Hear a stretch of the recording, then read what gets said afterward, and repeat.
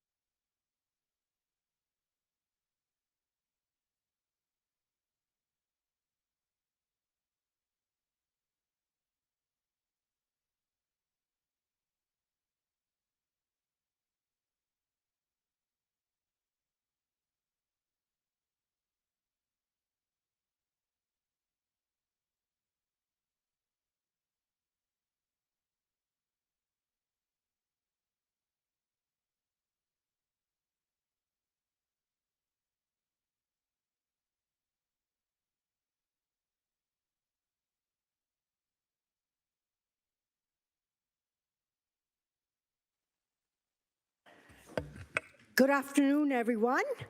I just want to say this morning I went to the 25th Annual Breakfast of Champions, and I was so inspired by our young people here in Hamilton. We have a great city. We have great champions in Hamilton. And also, I was inspired by the keynote speaker, Kevin Rempel. He did tragedy, a triumph through tragedy. It was really inspirational. So I'm all inspired for you this afternoon. I also want to say that today is my last public meeting being the chair, and I want to thank staff. I want to thank staff for working with me, keeping me on track what's going on, so thank you. And I will miss being the chair, but I'm sure someone else will be capable or even better than I am, so thank you. So I'm going to call to order and welcome to the Public Works Committee of December 1st, 2025. As we have quorum present for today's meeting, I would like to call this meeting to order. A reminder that all electronic devices are to be switched to a non-audible function during committee. Okay, we're going to go for approval of the agenda. May I please have a mover and a seconder to approve the agenda as presented? Councillor Wang, Councillor Beatty, thank you. Is there any discussion? I don't see any. Hands up. All in favor? And it's carried. Declaration of interest. Are there any declaration of interest? I don't see any, and so we will move on. Approval of the minutes of previous meeting, November 10th, 2025. May I please have a mover and a seconder to adopt the previous minutes? Councillor Kazar, Councillor McMeekin, thank you. Is there any discussions? I don't see any, and please show of hands. And it's moved and it's passed. Thank you. We're going to go to delegation.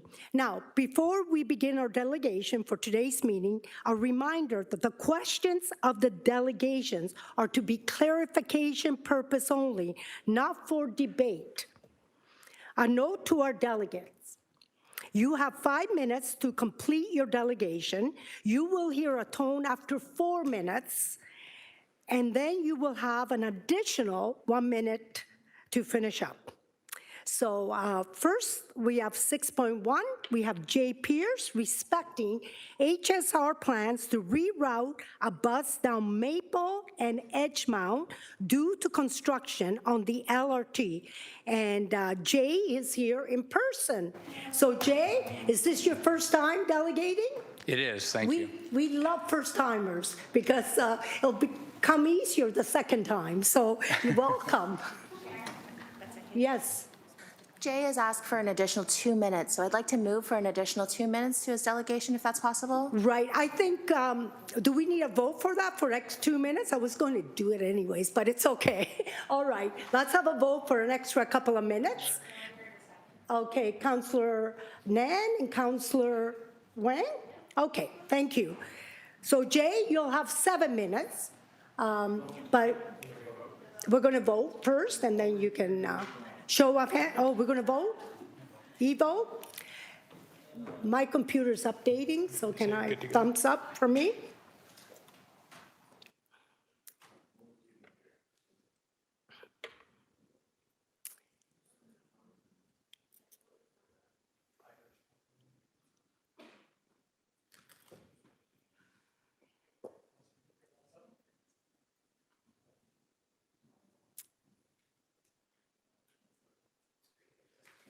And it passes 12-0. So, oh, is it 12 or 13? I couldn't see. 12-0. Thank you. Jay, you have 7 minutes, and take your time. I know how important it is, so we will listen to your presentation now.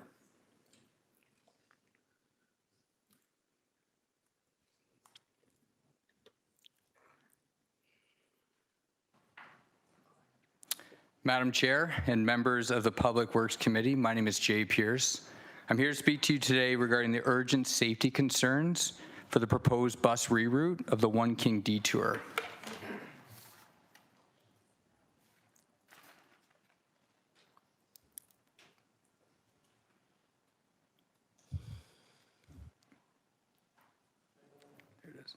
All right, I'm presenting today as a concerned resident of Maple Avenue about the proposed bus route through our street. I come today with a petition of over 75 residents, along with many neighbors in person. We have attempted to make changes directly with HSR to this proposed route, but have been unsuccessful. I come today requesting the city's assistance in making effective change.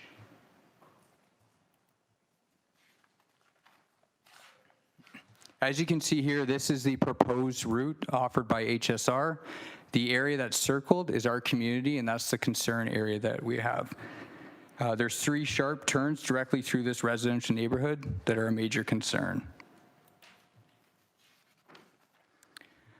When HSR came up with this, they came up with 4 different routes that they could use. As you can see here, the local 1, 2, and 3 all have many community concerns. And if you see the base route there at the end, it shows no community concerns.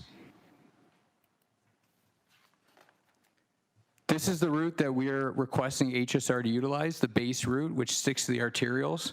HSR has denied this option to date as it means a further walk for riders to access a bus stop, decreasing their ridership. I plan to show why not altering this route will come at the expense of those who are most vulnerable in our neighborhood.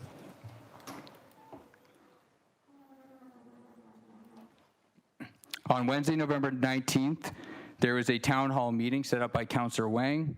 At that time, HSR expressed their concerns regarding the base route, that it would result in a longer walk for riders. HSR agreed that the safest route was the base route. However, they proposed to mitigate risks by removing parking on Maple and Edgemont and adding a temporary stop sign. These do not stop the risks, and they actually present new concerns. I'd like to go over all the community concerns. As you can see, there's many, but I just don't believe I'll have the time. So I'm going to highlight 2 of the greatest concerns. First concern is safety risks to vulnerable residents. The Delta United Church, which is on Maple between Ottawa and London, hosts daily adult day programs for those with developmental delays, in addition to children's groups such as Girl Guides and Scouts. The street experiences significant darts buses, traffic transportation, transporting those adults to their programs. Bus service would create congestion and unsafe conditions for our already vulnerable residents. The removal of parking along Maple and Edgemont comes at the cost of seniors who rely on closed parking, and a total of 32 homes will also lose their parking. Second issue is high traffic at Maple and Edgemont where children cross. We have been working on securing a 4-way stop over the last 2 years as near misses have occurred regularly as children walk and use this intersection for 4 elementary schools in the area. Large buses have wide turning radiuses which can cause them to swing onto sidewalks where pedestrians are standing. Visibility and blind spots are already a huge concern to residents, along with crossing hazards for pedestrians. Our neighborhood needs a permanent stop sign and a reduction in traffic, not the addition of a large bus.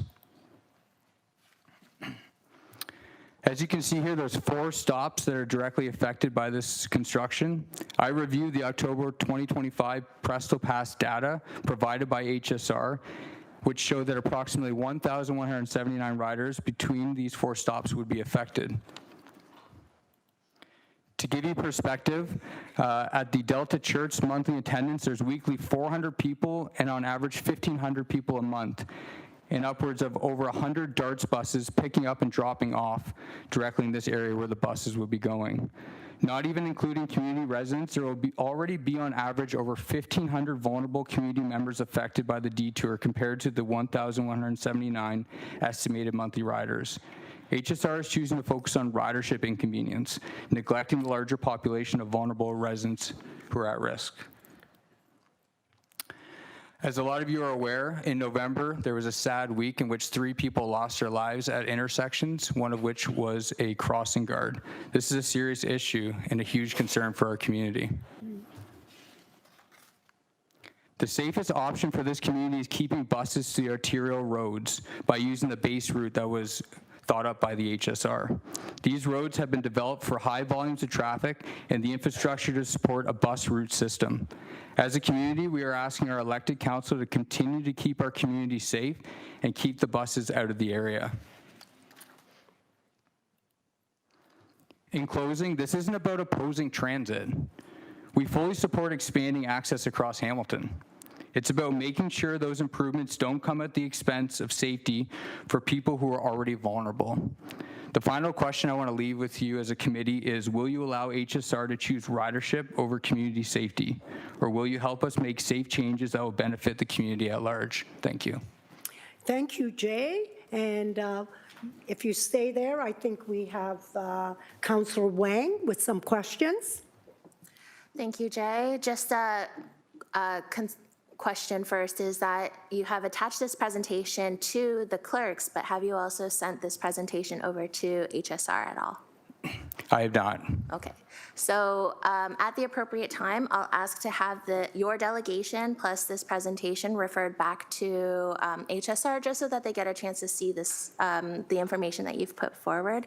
And I'll definitely commit to working with them to talk out what is the best route, choosing safety and HSR ridership at the same time. So thank you so much for your delegation. I think you did such a great job. Thank you so much. Thank you. Thank you, Councillor Wang. We have Councillor Francis, please. Thank you, Chair. Just curious, I didn't see it anywhere, and I apologize if I missed this, but how long is the detour supposed to last for? At this point, our understanding is that it's for pre-construction for the LRT. Our understanding that is it could be upwards of 4 months plus that. However, construction sometimes tends to go longer depending on how it pans out. And then the issue is when they actually create the LRT in that area, again, there's going to be rerouting of buses, which could be for, years, depending on how long the LRT is. So we just wanted to get ahead of this before it becomes a greater concern for safety. I appreciate that. Thank you. And Chair, I just wanted that additional context, so I appreciate the answer. Thank you.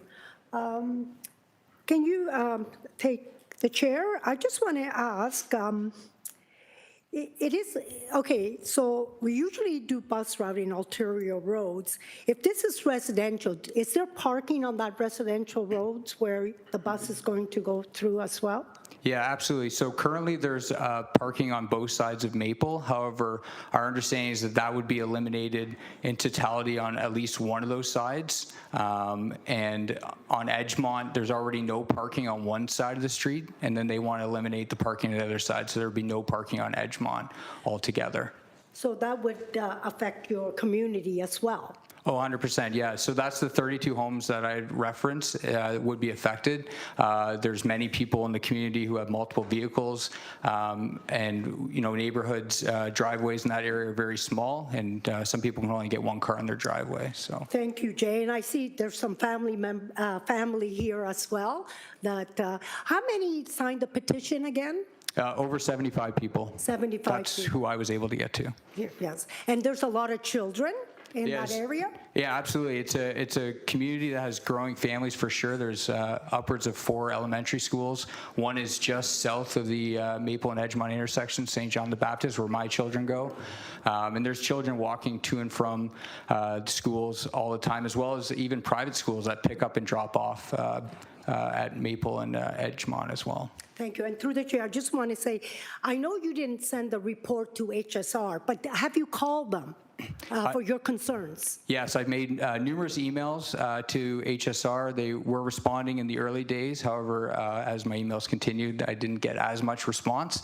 However, I have made my concerns, or community concerns, known to them on multiple bases. Okay, so I'm sure Councillor Wang has this in her file to make sure HSR does respond, and I'll take the chair back. Thank you. I don't see any other speakers. Jay, thank you for coming. Like I said, it's your first time. Second time's a lot easier. Thank you. I appreciate your time today. Thank you. Thank you, Jay. Great presentation. Yeah. All right. 6.2, Leslie Dobson, respecting input to committee respecting snow removal plans for Narrow Street. Welcome, and Leslie, you have 5 minutes, and take your time, and is this your first time? Oh, wonderful.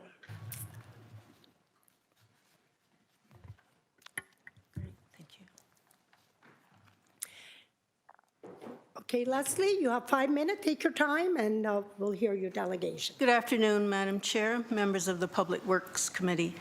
My name is Leslie Dobson, Thank you for this opportunity to speak to you today regarding the city's snow removal plans as it pertains to narrow streets. My husband and I have owned our home on Proctor Boulevard for 42 years and are now both in our 70s. Last winter, no snow clearing was done on our street, even though other streets in the neighborhood were plowed. Things got worse following 2 large snowfalls in February. The lack of snow clearing led to the street becoming treacherous to drive down. Before long, deep icy ruts formed in the roadway, making it very dangerous. Many vehicles got stuck. Luckily, good Samaritans with shovels appeared to dig them out, but sometimes it took about half an hour to get people out. Clearing snow from Proctor Boulevard was not a problem in other years. Indeed, in all the years that we have lived there. Previously, there were city-contracted pickup trucks with plows attached to the front that cleared the road surface and pushed the snow towards the center median. This was done promptly, soon after a snowfall when the snow was still soft and not compacted from traffic. I'm sure my neighbors will concur that this worked well. Such trucks with their attached plows can be seen driving around the city, clearing private parking lots, for example. The city needs to engage such contractors to plow the narrow streets in question. It's been done before and can be done again. I understand that a recommendation has been put forward to restrict parking altogether on streets such as Proctor Boulevard. In my opinion, this is a poorly researched option. The idea that 30 parking spots in the case of Proctor and 35 spots in the case of Barnsdale Boulevard can be removed for 5 months of the year without consequence is a misguided one. The neighborhood where I live is fairly high density. Many houses accommodate multiple households and have multiple cars. As a result, the on-street parking is fully utilized. In the case of my street, the suggestion that 30 vehicles park somewhere else for almost half a year is not feasible. In the winter, residents spend a lot of time and effort shoveling out a spot for themselves on the street where they can park their cars, and it's not hard to picture what might happen. People who live on streets where parking has been banned in the winter months will be compelled to drive around the neighborhood searching for a place to park, and then what? Take somebody else's shovel-out spot? That's unacceptable. As one person put it during the virtual community meeting, a parking ban would only push the problem off to other streets in the neighborhood. In the case of my own family, the impact of a parking ban on Proctor Boulevard would be major. Both my husband and I have mobility issues, my husband to a much more serious degree. With very limited walking ability and poor balance, he must use a wheelchair indoors, and with difficulty, a walker to get to our car, which I try to park close to our house. As well as getting groceries, I need to drive him to and from frequent medical appointments. Unfortunately, I too have difficulty walking even short distances.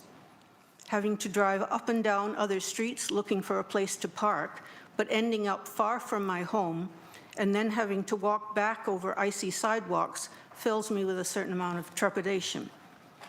This proposed 5 months ban on on-street parking would cause us considerable hardship, but I am certain we are not the only ones who would be adversely affected. There are families with very young children who would be forced to do the same thing. Not allowing people to park on their own streets so that large snow removal equipment can be utilized is an unacceptable trade-off. As residents of narrow streets, our only expectation is that our roads be cleared within the same time frame as that of neighboring streets. In other words, that we receive the same level of service as other residents. Equipment exists that can perform this task perfectly well. Since winter weather has already arrived, I hope the city enters into contracts with providers of these pickup truck plows, so that we do not have to experience what we went through last season. I've made the trip here today because this issue is important to me, but also on behalf of other residents on our street who could not be here in person. Thank you, committee members, for your time today. Thank you. Mrs. Dobson. It's very good, and we do have someone that would like to ask you a couple of questions. Councillor Nan, please. Thank you, Chair. Thank you, Delegate Dobson. Thank you so much for delegating today. Thank you so much for participating in the community meeting. I think it's really important to hear the 30 years plus experience on the road. And so if you could just share and shed a little bit of light. In the community meeting, we had talked about some solutions coming forward from residents where it wasn't going to be a full parking ban for the entire winter season, that would be limiting for a number of reasons. You mentioned accessibility as being a pretty key factor there. What do you think about the idea of only having to remove your vehicle from parking on the street on heavy snow days? Like if you were notified by the city that on this day, you have to remove your vehicle in order for us to do the full clearing of the road. That would be probably a good solution. Yeah. I think that would be. Something that's more, If we had advance notice that Yeah. that was going to happen. Okay. And then the snow could be removed, though? Would they actually take it away? That's a good Because point. it's narrow, where else would you put it? I think you'd have to remove it. Yeah, thank Otherwise, you. you're blocking in vehicles or, yeah. Thank you. And then the other question I have for you through the chair is, in the previous years, when you referenced that there were smaller vehicles with the shovel in the front of the truck, were residents' vehicles blocked in with the snow? You know, so how you would have the smaller vehicle going down the roadway, you're parked on the sidewalk, were the vehicles Not blocked in really. by the snow? Sorry, through the chair. Yeah, no I was worries. supposed to say. They would angle the plow so that the snow was pushed towards the center boulevard. It was not pushed towards the cars, no. Okay, so the center boulevard through you, Chair, acted as the accumulation point for the snow. Right. Thank you so much. The report's not on the table for today's agenda. Just so you know, through you, Chair, we do anticipate it coming forward in the winter, and we'll let you know when the report is public. Thank Okay, you. thank you, Councillor Nan. Thank you very much. I don't see anyone else, but thank you for delegating. Thank you. 6.3, delegation respecting report PW 23024, Hamilton Street Railway, HSR, fair policy citywide. And James Kemp virtually will be delegating for 5 minutes. James, you Thank know you. what to do? Thank you. Thank Well, you. I would like to say, so I'll speak quickly. Good afternoon, Madam Chairperson, members of the Public Works Committee. Thank you for taking the time to hear from me today. I'm here to speak regarding PW 23024D, specifically the Fair Assist program and its failure to provide equitable service to persons with disabilities. Firstly, the Fair Assist program has saved some people living in poverty a few dollars a month. That is a good thing. Congratulations. Kicking up to 50% is good too, but that doesn't fix the problem. That is the only positive statement I have to make. To save those few people a few dollars, the HSR has done untold harms to people with disabilities. And if you will notice, this massive outreach they are touting has no communication with any disability organization. CNAB cardholders have been recipients of free transit since World War II. This is for a variety of reasons, but none so much as they manage struggles others don't, and so need to be treated equitably. People with vision loss and the blind don't have any other option but transit, and the simple requirement to pay fare is a barrier to service. Other cities do require CNAB cardholders to use Presto, but it is a dummy card only for scanning, so the city can track usage.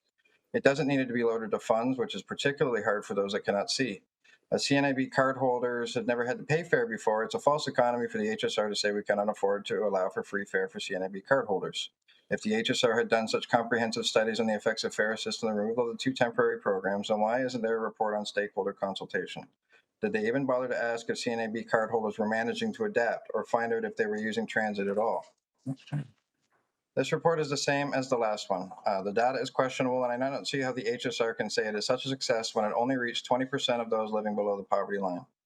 I'm also a little disturbed by people that have no real experience with poverty making suppositions as to why they may or may not use transit. For example, people living below the poverty line that qualify for this program cannot afford to operate a car. The HSR thinks it is a success that they have more people signed up that are only taking transit a few times a month. The reason they are only taking it a few times a month is they cannot afford to take it even at a discount. People are struggling to traverse the city without the transit programs that formerly supported them, and the HSR hasn't even come up with an alternative. Residential care facility residents get less than $5 a day. Even at $1.50, they cannot afford to use the service. This is roughly 800 people at last count that are being excluded due to their living conditions. How is the program equitably serving the residents of this city that need more support? From what I have learned, there used to be a free transit program for RCS, but it was quietly discontinued at some point. A lot of discussion seems to involve the question of people defrauding the old system, and so it was suggested that the removal of the programs entirely would address this. How can you hold the vast majority of people using the system responsible for the actions of a very few? Fraud exists everywhere. There's always going to be people willing to lie and cheat to gain an advantage. It's grossly unfair to hold the majority responsible for a few bad apples.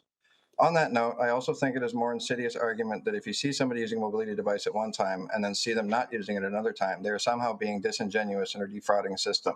There are days I can walk through the park without my chair and days I cannot. I'm often judged unfairly on this basis, and it is caused by others pushing their preconceived notions of what it means to have a disability. Invisible disabilities need to be addressed as well.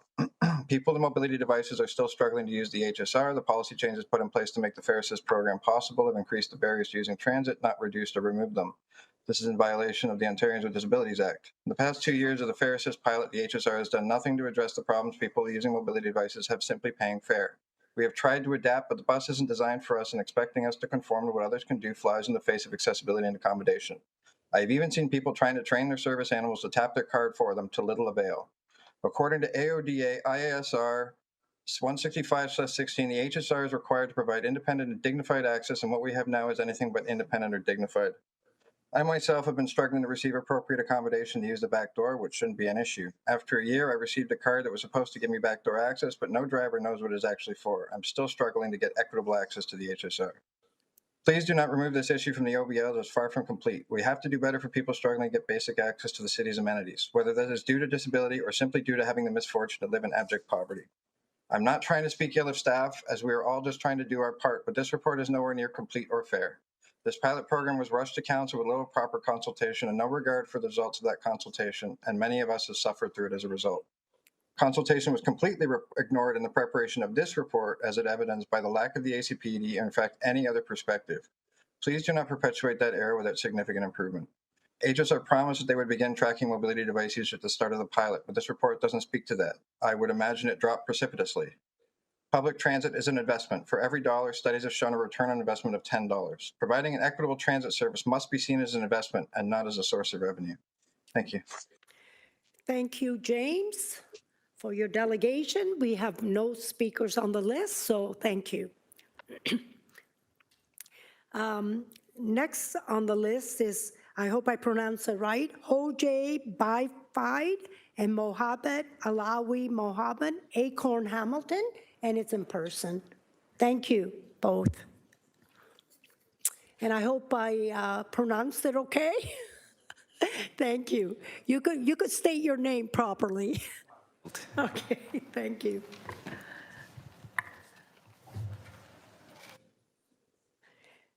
So you have 5 minutes in total?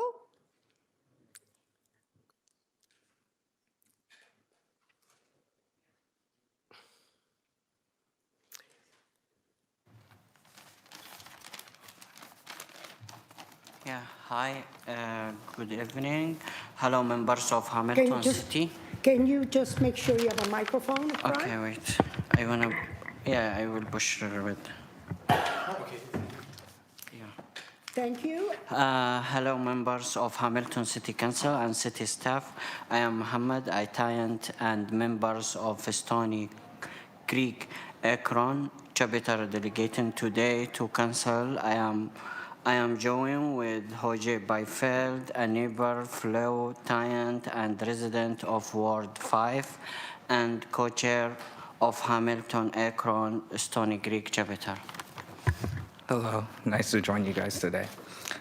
The last time I came before council on this issue, I spoke on behalf of the Fair Coalition and neighbors who could not be here because they were unable to physically access the transit system. Today, I am delegating alongside someone who experiences these barriers every day. Today, we want to share the real lived experiences of Hamiltonians and Hamilton transit riders with disabilities and low incomes. Our focus today is the Hamilton Street and Rail Fair Assist program, specifically its accessibility for riders with disabilities, and we hope to spark a broader conversation about rethinking transit in Hamilton. While the new Fair Assist program offers a discount for low-income riders and is a positive step towards equity, it does not create a truly fair or accessible system for people with disabilities. Many of these riders previously enjoyed free access under the former voluntary pay program. Today, far too many disabled residents are being pushed to the margins of a transit system they depend on for everyday access. I have missed many important medical appointments, meeting, and other social engagement due to the issues with the bus. Some of these issues are that the bus are actually crowded with no space for me, and I have to wait for one that has enough space. Getting through a typical day is already challenging for disabled commuter like me. Under the Profuse Volunteer by program, I could ride the bus for free. Now I am not only have to plan for extra travel time, but also face the financial street of buying of transit that might not even meet my accessibility need. I am on ODSB, and when I try to apply for the fare assistant program, I learned that it has been failed through my caseworker. My question is, if the government already know I receive social assistance, why make me go through extra step to access a program that I am already clearly eligible for? This process adds a necessary brace and street for people who already face significant challenge just to get around the city. As you can hear from the personal testament of my friend and fellow neighbor here, Mohammed, our demands are simple. People like Mohammed should not have to jump through extra hoops to prove they're eligible for a program that they already qualify for. Councillors must acknowledge that while the Fare Assist programs help some, it made transit less accessible for many residents with disabilities. Persons using the disability device should continue to receive a 100% discount, just like the previous program. The program must allow people to receive the discount with or without a Presto card. Eligibility should include people with visible and invisible disabilities. We must improve access, awareness, and support for the program. Council should formulate a better Fare Assist policy for the coming year, one that truly meets the needs of all riders.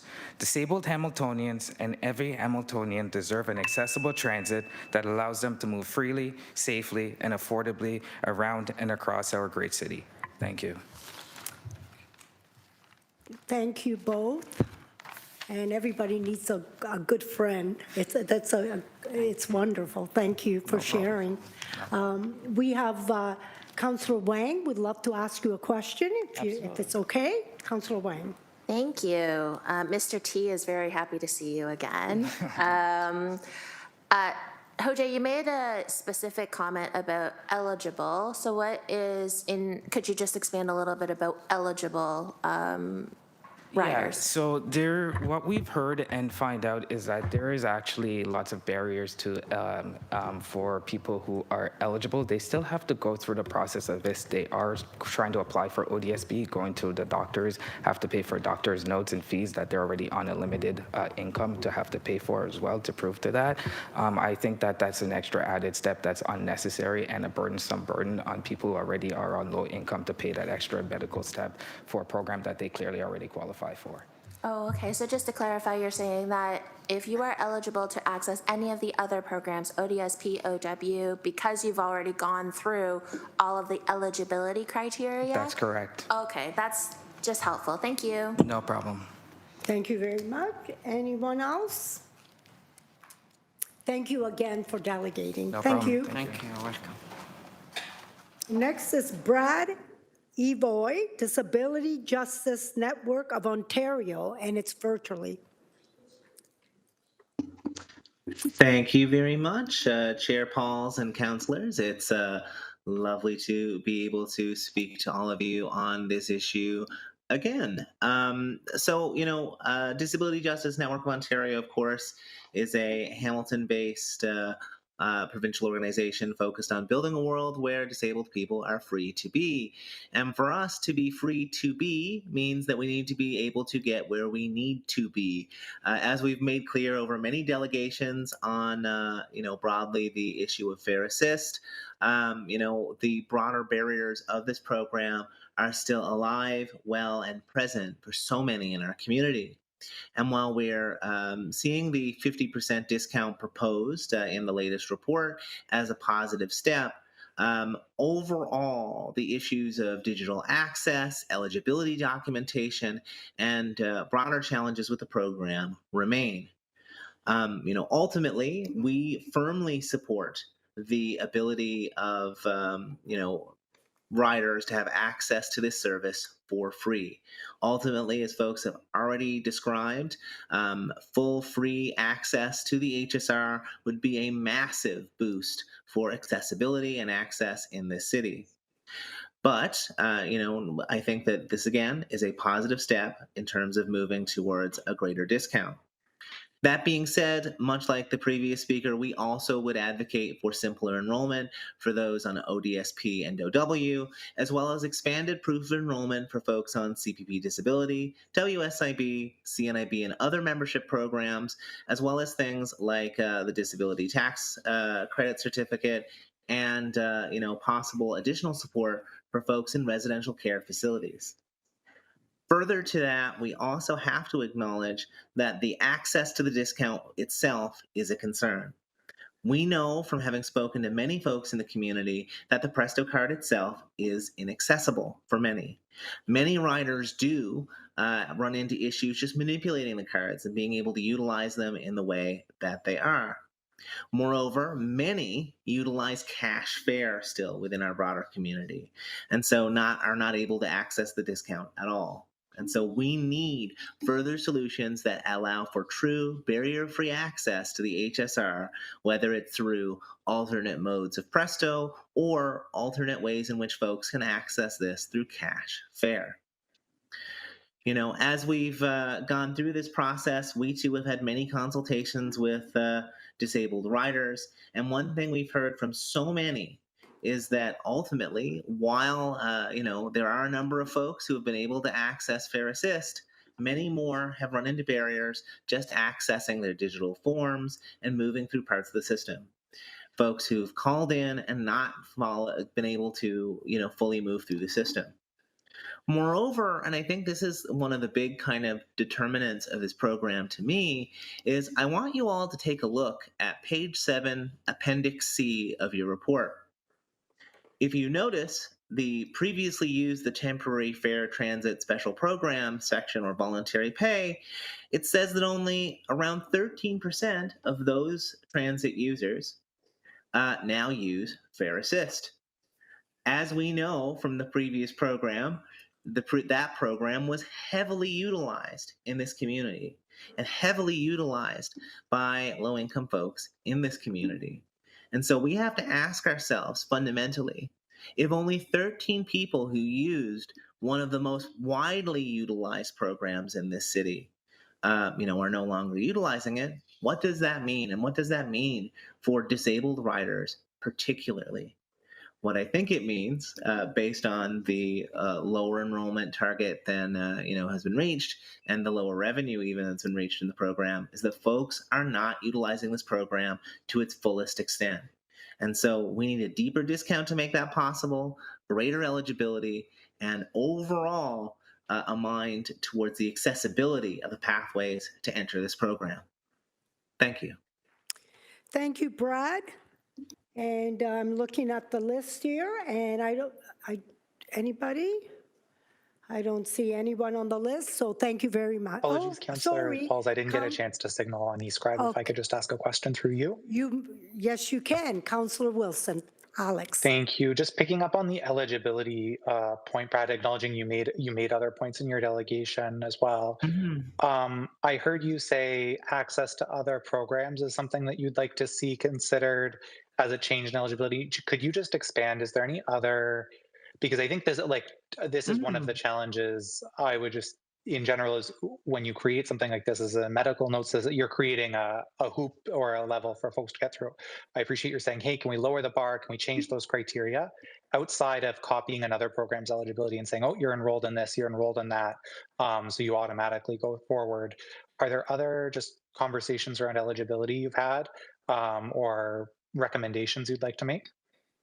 Yeah, so I think there's two. I think one, much like the previous speakers had said, I think that from our friends at Acorn, we've also heard that like if you're already registered in a program like OW or ODSP, you shouldn't have to fill out additional forms and paperwork. There's so many folks who have been attempting to access this program and run into that barrier right off the bat. And in terms of expanded eligibility, I think, there's several other programs that have really distinct criteria that folks have had to access. If you're able to show that you have a disability tax credit certificate, for as problematic as those are, or that you're registered even for a CNIB membership card, it means that you've gone through levels of approval to that process. For example, just to talk about the CNIB membership card, I'm a person with low vision and I don't qualify for that membership card. There's a very specific set of medical criteria and testing that you have to do to get that card to fit within that space. And so I think that if someone's gone through that and is able to show that as proof of enrollment in a broader program, that should also move them into these sorts of areas. That will definitely increase the uptick of use of the program and meet ultimately the ends of ensuring a barrier-free system for disabled folks in Hamilton. And I think there are many other programs like that, and I would really hope that folks could take a deeper look at that at the HSR. Similarly, enrollment in CPP disability is an area that would be of interest to look at as well, and WSIB most certainly as well. Thank you. Councillor? Thank you. And just outside of, because it sounds like that's coming from a place of acknowledging there's burdens to doing this and trying not to duplicate pieces. Just taking a step aside, and I'm just trying to understand if there's multiple pieces that you're recommending here. Assuming that the HSR, the City of Hamilton, created our own criteria do you have suggestions of what that should be, or is matching eligibility of other programs the top recommendation or the best way to achieve that solution based on the consultation? I'm just trying to understand your recommendation. Yeah. And so I think it's more so not matching criteria with these other programs, but seeing that if someone has already gone through these programs, that there are alternate ways to illustrate proof of enrollment, right? Like right now, it is through income tax returns and broader forms that illustrate that for most folks, as well as for the data that the city has on OW folks in particular, that allows folks to move through that kind of system as well a little bit, as previously talked about at past delegations here at this committee. And so I think like having additional proof of eligibility, as in alternate kinds of pathways in the door, is really important.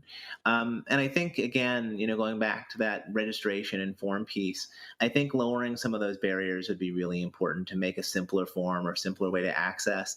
In our last town hall that we had, every member who came to that town hall who, spoke to us, which wasn't a huge number, it was like I think about 20 odd folks. They were all folks who said, we tried to register, we're having trouble with the forms, we're having trouble with digital access, even with support. Can we move forward in a different way? Or for folks who, are, who are unhoused, who are housed, episodically or temporarily in different areas or places. There's lots of different areas of access where like the digital divide is real for folks. And I think being able to tackle that would also be a huge piece as well. Thank you, Councillor. We have Councillor Kassar next, please. Thank you, Chair. Thank you, Chair. Thank you, Brad, for the delegation. In your delegation, you referenced Appendix C, page 7. I just want to get clarity on what you said there. This, for everyone, it is a graph where it shows users of if they use the previous program, or users of the current program, the pilot, compared to if they used the previous programs. And you say you referenced 13% used the previous programs, and I think you were saying that was showing that people were not transferring to the pilot program. Can you please elaborate on that? Because I didn't read that graph the same way. Yeah, I mean, I think that is definitely how I read it. I think that we know from broader community, discussions, and I know it was harder to track some of the data for the voluntary pay program since it was a voluntary pay program, that program was heavily utilized. And if there's only 13% of folks on that program of a relatively smaller enrollment, right? Like we're looking at the number of applicant households being around 6,980, about 8,578 vouchers redeemed for folks overall, of which 7,057 are actually active in use because they're the adult concessions.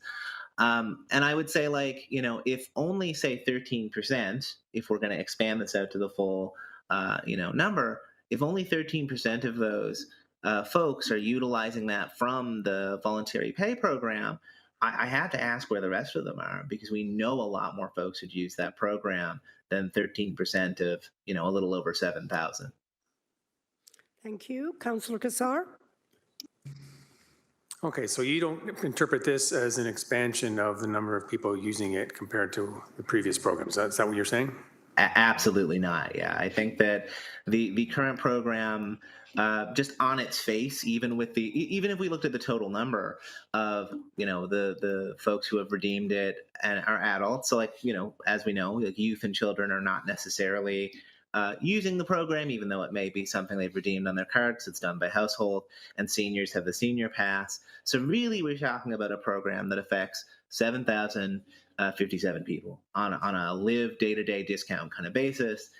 And, I think from the numbers we've heard from, folks in the community, that the voluntary pay program, at least anecdotally, was used more than that. So I think that if it's only 13% who's transferred over, or at least have talked about using the other program, there's a gap here. Thank you, Councillor. Thank you, Brad. I don't see anyone else on the list, so thank you for delegating. We're going to go. Thank you. Mary Love, Council of Canadians Hamilton Chapter, and she's here in person. And I know Mary quite well. She lives in my ward, and she's very involved citizen. So thank you, Mary, for coming. And you've been here before, so welcome. Well, thank you. Good afternoon, Chairperson Pauls, committee members, and everyone present. I'm addressing you today on behalf of the Council of Canadians Hamilton Chapter, Council of Canadians, which is a member of the Hamilton Disabled Transit Coalition. The Hamilton COC chapter was also part of the Free, Frequent, and Clean campaign, which led up to the 2018 municipal election. And that actually remains the Hamilton chapter's own view of where transit needs to go in the 21st century. While it is nonetheless good to see the Fare Assist discount go up to 50%, we still have questions and recommendations because we believe our transit system can be more inclusive, have fewer barriers, and be less burdensome to access and administer en route to being free for all riders, as it is in more and more cities. For example, we don't understand why people who were already OW or ODSP recipients still had to go through the registration process to sign up for Fare Assist. It's a barrier, in some cases an insurmountable one, exactly because of poverty and or disability. Surely the jurisdictional issues could have been worked out between the OW and ODSP offices and municipal staff to reduce the burden on those least able to take on more. Isn't it true that where there's a will, there's a way?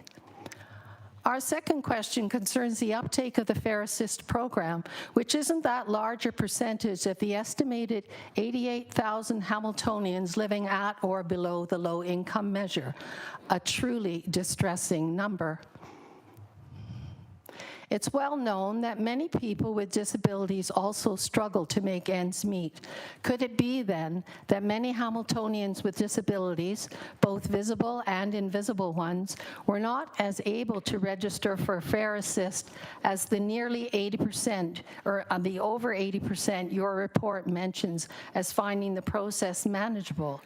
It is certainly able to partly explain the discrepancy. In the 2 meetings the Transit Community Coalition has hosted, we have heard from potential Fair Assist applicants with a disability who found the registration process too difficult to complete. Since voluntary pay was cut, they are simply riding the bus less, to their detriment in many ways. Surely, as a public service, the transit system should make every attempt to serve the whole public. We understand that HSR are exploring a separate program to address the needs of disabled riders, which according to Google AI, quote, may be needed as previous free fare programs were suspended for the pilot, unquote.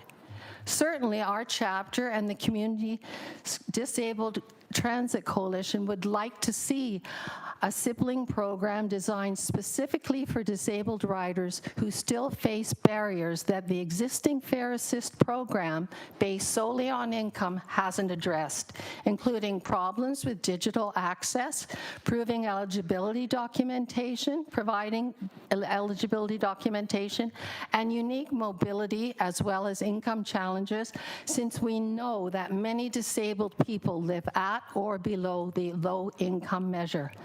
We therefore request that the HSR design a sibling program to serve disabled riders on all forms of transit in Hamilton, where those riders, as well as the city's Accessibility Committee for Persons with Disabilities, would be fully consulted before, during, and after its inception.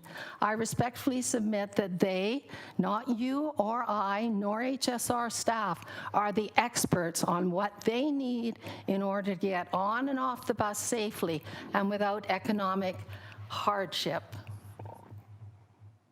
Incidentally, in our conversations with disabled transit riders, they are quite willing to have to show a card on boarding that proves they have a disability, as long as it's an easy motion, which the Presto card is definitely not.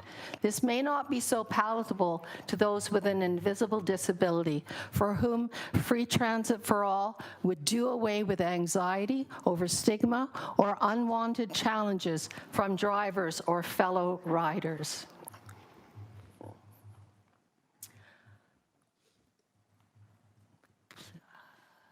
So I ask you committee members to recommend that HSR establish a sibling pilot program for disabled riders that is based on respect for their lived experience and knowledge, and founded not on surveillance and punishment of the few fakers, as James said, but on cooperation and trust to build a truly accessible city where everyone is valued. Thank you very much for your consideration. Thank you, Mary. I give you a couple extra minutes there. There is Councillor McMeekin has a question for you. Yes, thanks, Chair. And Mary, thanks for coming. I've heard you delegate several times and have always been impressed with the homework that you do. And so good on you. Good on you. Thank you. We did, through you, Chair, a while back, a phenomenal jurisdictional scan on the issue of housing. And in response to that, I remember asking the question, what did we learn? And there were about a dozen things that our Director of Housing listed as being guideposts for future policy changes. I'm wondering, Mary, is there a jurisdictional scan that's been done of other municipalities that you're aware of? Like you mentioned, free transit, moving into the next century, and maybe where we're at vis-a-vis our own positioning on that. Some have argued, I think you called it free, frequent, and clean, meaning clean buses, I think.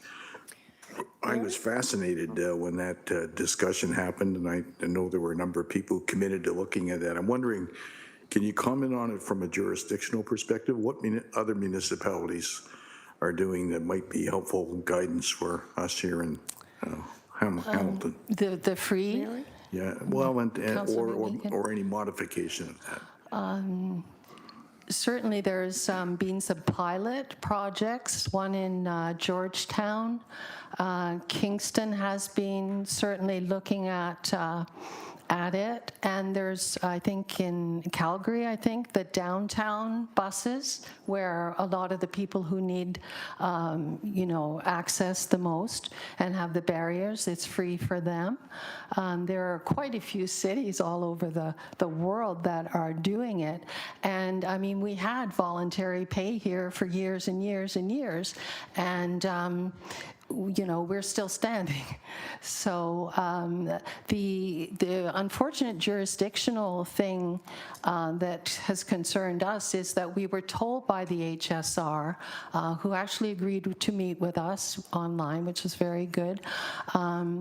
They said that because the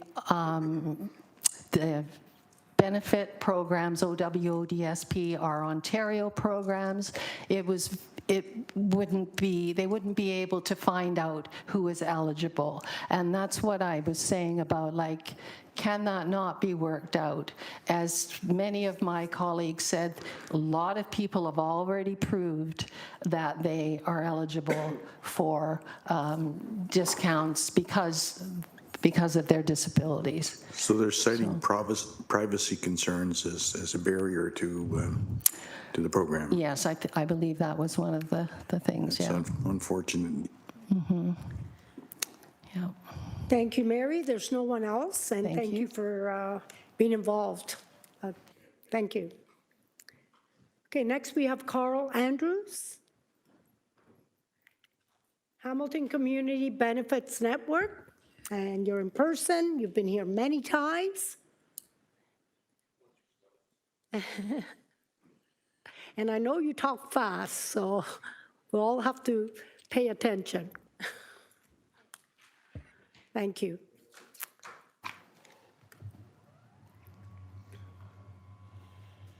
Yes, I'm learning. Thank you. All right, thank you, Chair and Public Works Committee members. Fair Assist replaced two long-standing programs that offered meaningful respite, both financially and physically. The Affordable Transit Pass, which provided 50% discount to low-income workers and those receiving OW or ODSP, and the Temporary Transit Fare Special Program, which allowed personal mobility device users and CNIB card holders to choose whether to pay a fare or not. Combined, these programs cost the city $1.34 million annually and allowed thousands of residents to get to work, appointments, and community events with dignity. I am glad to see the staff report before you suggests a 50% discount for those who can crawl across the bureaucratic minefield and slide under the required means testing to use the Fair Assist program. The 14,490 people who applied for the program off the start, only 3,041 renewed this year. That does not sound like a program success. It doesn't sound like a successful program. That is a massive drop-off rate. The barriers to access have shown low adoption, even as the city states in its attempts at this report to posit somehow statistically through, I guess, manipulation and guesswork to paint the program as a glowing success. Less folks are using the program than expected. It indicates deep structural issues with it. Trips once taken free on the HSR are now moving on an overstressed and increasingly costly DARTS program. So what we've done is we've transferred some of the people who used to be able to just get on with their mobility device, who are now adding to the DARTS wait lists and the DARTS expense accounts. And a DARTS trip, I will remind you, is between $20 and $150 a trip, not under $3 a trip, depending on the program. Appendix B shows over-year rider count of just shy of 3,700 and a healthy revenue of $1.4 million for the HSR, needing less subsidies than expected. As as a standalone program to help those in the low income cutoff measure, it might, once it gets through the paperwork and the means testing, be an okay program. But it's being done at the expense of the temporary transit fare special program, which allowed, again, those personal mobility devices and CNIB card holders to choose whether to pay. It requires a Presto card, internet access, and a means-tested 5-page application. I would respectfully suggest, although helpful for newcomers, single mothers, and the working class who depend on the HSR to move around the city, it has done so at the cost of our most disabled and most marginalized. 2024, over 318,000 tickets were distributed by social service agencies. That's a 30% increase. That had to come out of the agencies of the YWCA, Wellesley, any of the disability services that this city actually supports in one way or another through other methods. They had to buy those tickets back from the HSR because of the lack of these programs. So it seems like you're robbing Paul to pay Peter, but maybe that's my humble opinion. This is not a safety net. This is a system that's hemorrhaging. In trying to build a more inclusive system, we've excluded some of our most vulnerable and downloaded part of the cost to the not-for-profit sector. I would urge this committee not to look at Fair Assist as the solve to transit equity and send this report back to staff for an enhanced investigation that includes disabled voices and perhaps find out what is missing and read between the lines and between the surveys to come up with a program that is truly beneficial for all Hamiltonians. Thank you. Thank you, Carl. And I like how you slowed down so we could hear every word. And thank you. Any question for Carl? Councillor McMeekin. Always impressive, Carl. Thanks for coming and sharing. Robbing Peter to pay Paul is great for Paul. Not so good for Peter, I guess. That's your point. And it's hard to understand. I haven't done as I can confess. I want to be transparent. I haven't done as much research on this as it deserves, but I'm going to commit to doing some more. I think there's an argument that needs to be made that those who we need to get rid of the privacy thing. First of all, Chair, there needs to be a way to identify, even on a trust basis, those on OW and ODSP without running people through a ringer. And we may even want to look seriously at an even broader approach in terms of access to transit if we want to encourage transit users. I have mixed feelings on it, but I think we perhaps owe ourselves that stuff. Any comment on the kind of direction that you'd like to see your council horseshoe take? Well, as I suggested, this report should probably be sent back to staff for further consideration. In terms of the OW-ODSP privacy concern, there are several ways in which workers can work with their clients to let them know about this program and help them apply to this program that would not violate privacy concerns, that might not require an automatic registration. The challenge is, of course, we're dealing with multiple city departments and a provincial government and quite frankly, people's personal data. So you can't automatically perhaps transfer to the HSR every person who's on OW or ODSP and let them know so that they can subscribe to this Fair Assist program. But I am sure there are ways that the two departments between Emergency and Community Service and Public Works can work together to let clients know more about this program, the availability of it. Under the previous Fair Assist program that was eligible, that gave you a cutoff or a free bus pass, workers often worked, and it might just be a time and caseload issue these days in helping clients access those either free transit passes or discounted transit passes.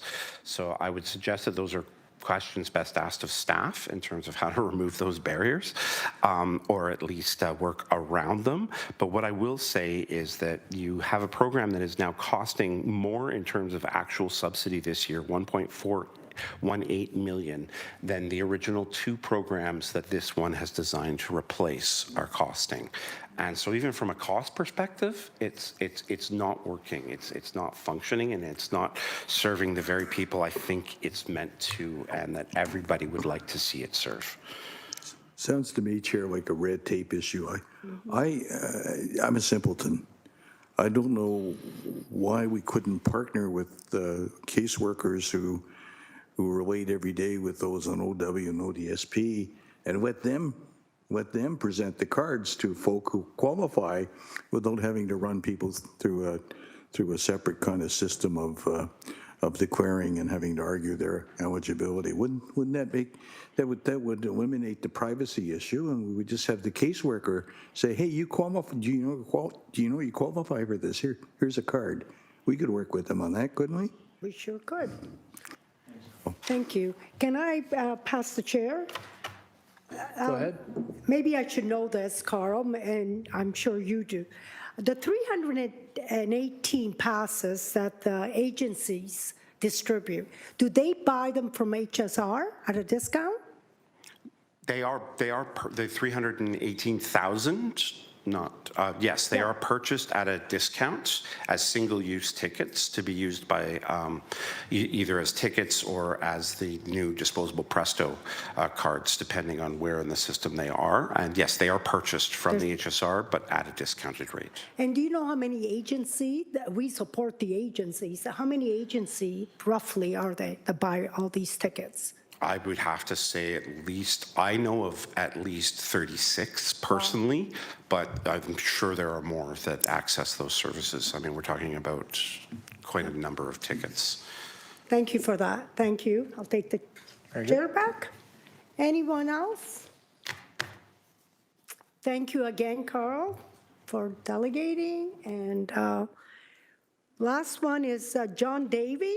He's in person, and it's respecting item 10.4, neighborhood expansion of the North End Traffic Management Initiative Principles. And this is in Ward 2 and in person. Thank you. Yes? Sorry, first we have him delegating on the same HSR fair policies issue. He's delegating twice. Okay. That was a misunderstanding. Oh, okay. Never mind then. Okay. Sorry to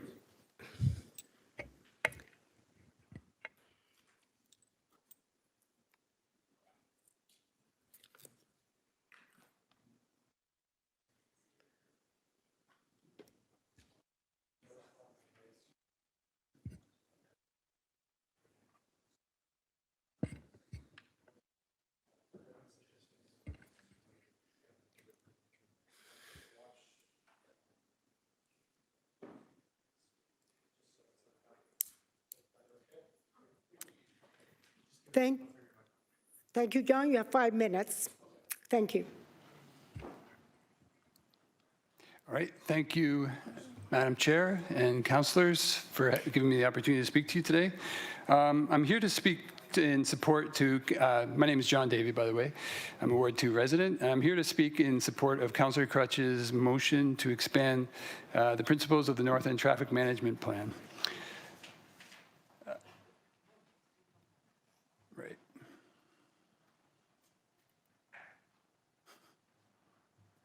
Okay, here we go.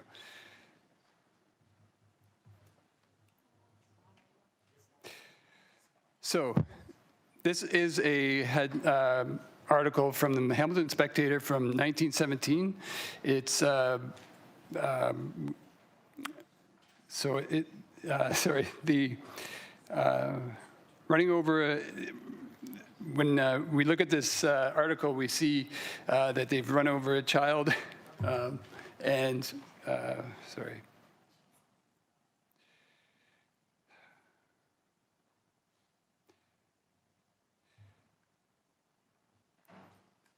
Okay. Sorry, I'm a little lost on my thing here.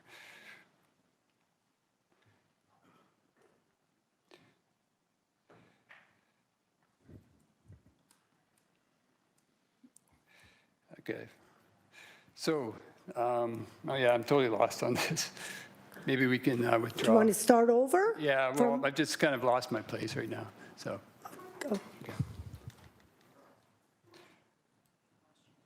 Yeah. Take your time. Okay.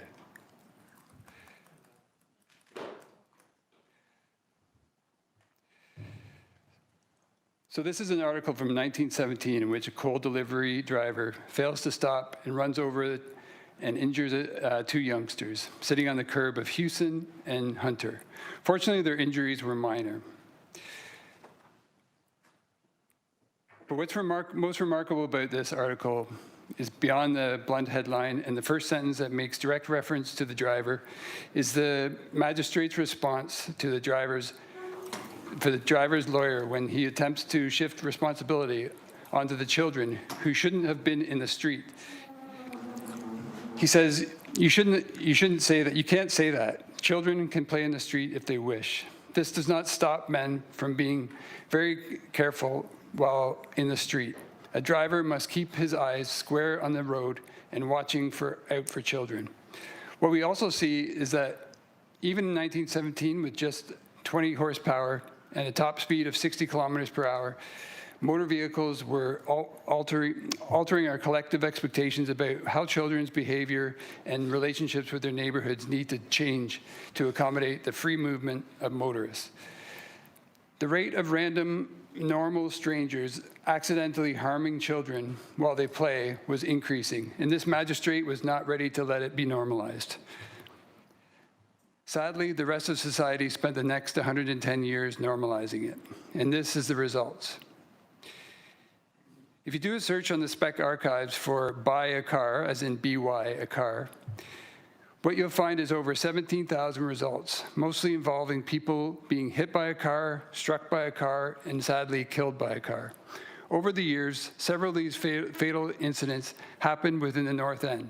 And these tragedies, along with the specter of the Pier 8 development and the need to mitigate the impact of thousands of new residents who would be made car dependent by the city's deficient transit and cycling network at the time, focused the attention of local residents on the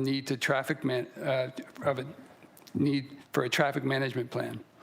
While it was far from perfect, the traffic plan was forward-thinking for its time and inspired other cities across Canada to follow suit, many of whom have pulled well ahead of Hamilton in terms of their citywide implementations, and the results have been measurable safety benefits. To my knowledge, there hasn't been a single major incident in the North End Traffic Management Plan area since its implementation. The most important thing the plan recognized was that 30-kilometer-hour signs alone would not be sufficient, no matter how big and bright you make them. The design changes, like curb extensions that prevented illegal parking close to intersections, provide daylighting for pedestrians, force slower turns, and cause a subconscious speed reduction were essential. The North End has signs reading "a child and friendly neighborhood," which has always seemed strange and redundant to me, given the entire city's motto is the best place to raise a child and age successfully. Wouldn't every neighborhood be assumed to be Excuse me. Okay. Don't see any other mic on? Go ahead. Given the entire city's motto is a child and friendly the best place to raise a child and age successfully, shouldn't every neighborhood be assumed to be a child and senior friendly one? This is why I believe it's way past due for other parts of this Hamilton to enjoy Vision Zero benefits that North End has. The calls for urgent safety improvements come from all over the city, from grieving parents after traffic tragedies and near misses on Aberdeen, like we saw on a video just a few months ago. Here's another spec article showing just how long ago those calls for change have been coming from. Just as the city should spend what's necessary to rectify unsafe engineering on the Red Hill Valley Parkway to make it as safe as possible for motorists, we should also spend whatever's necessary to rectify unsafe engineering on our urban streets and to make them equally safe for all users. In the wake of speed cameras' demise and the continued lack of vehicle regulations, we need to send a message up the political chain that if not it's not comedically oversized speed limit signs that we need. It's funding for actual physical infrastructure that we need. And expanding the North End Traffic Management Plan principles is an excellent first step. Thank you. Thank you very much, John. I'm looking at the screen. There's no one. Okay. Any question?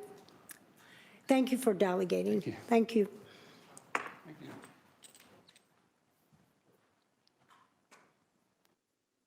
Okay, I'm going to need a mover and a seconder to receive the delegations. Councillor McMeekin and Councillor Kretsch, thank you. Show of hands, please. You have a comment? Okay. Chair, I hope that we can pull out the first delegation, Jay Pierce's delegation. I was hoping that we could direct that, his presentation to staff, and then that way we can have, I can have further conversations on particularly that presentation, if that's possible. Sure, Ken. So you want it to staff or HSR? Well, I'm going to say staff in general, right? Mostly because I know that HSR staff already are aware of this, but I think that there's an opportunity with working with the LRT team to see how we might be able to do this better. So perhaps I'll just say staff. Okay.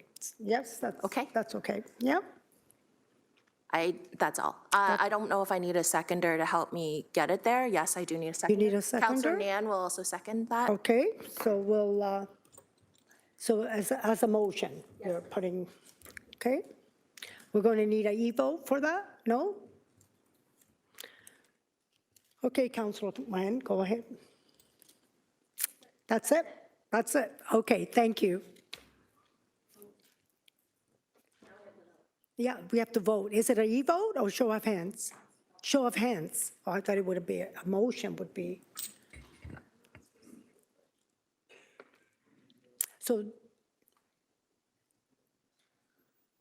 So it is show of hands and not an e-vote, even though it's a motion to direct it to staff. That's correct. You're receiving the items, the delegations, and you're referring 6.1 to staff. We're referring to staff. Okay, sounds good. Show of hands. Okay, and it passes. Thank you.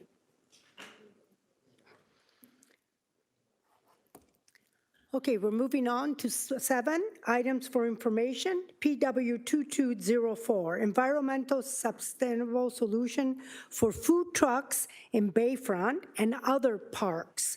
Lesson learned, outstanding business list. May I have a please a mover and a seconder to put the 7.1 on the floor. Councillor Kretsch and Councillor Wang, thank you. And we have here Cynthia Graham, Director of Environmental Services, if you have any questions. Councillor Kretsch, please.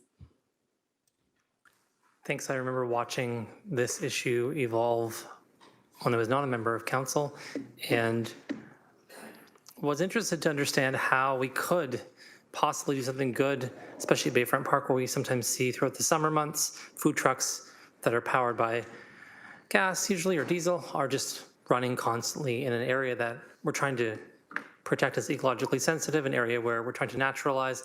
It always, I think, for people seems strange. I think Councillor Farr is the one who moved this motion at the time to try and look at different areas where we could do it. But then I see the results back saying, well, we did this in St. Lawrence Park, didn't really work out, people didn't use it.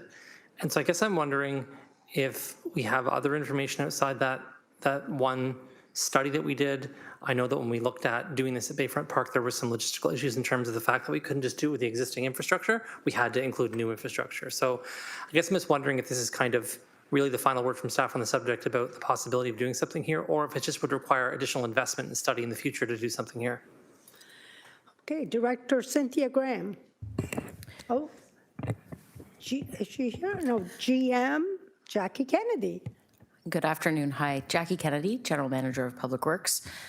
Chair, we have Wes Kindry here for Environmental Services today. He's up at the top and he is covering for Director Graham, so he can provide some content on this topic. Thanks very much. Thank you. Go ahead, Director. Wes Kindry, Manager of Landscape Architectural Services. Through the chair, we're not finished with this process. I think 2026 will be our benchmark. We tried to get into 2025, but the works took place a little bit later in the year. And then being able to communicate with those vendors, they just weren't aware of the program, and the ones that were aware of it weren't able to utilize it. So I think we're still looking on the horizon to be able to like incorporate this in those other 8 sites that we currently use that we permit vending. So I don't think it's not finished yet. We're still growing. And I think we're going to have 2026 to figure out what those growing pains are.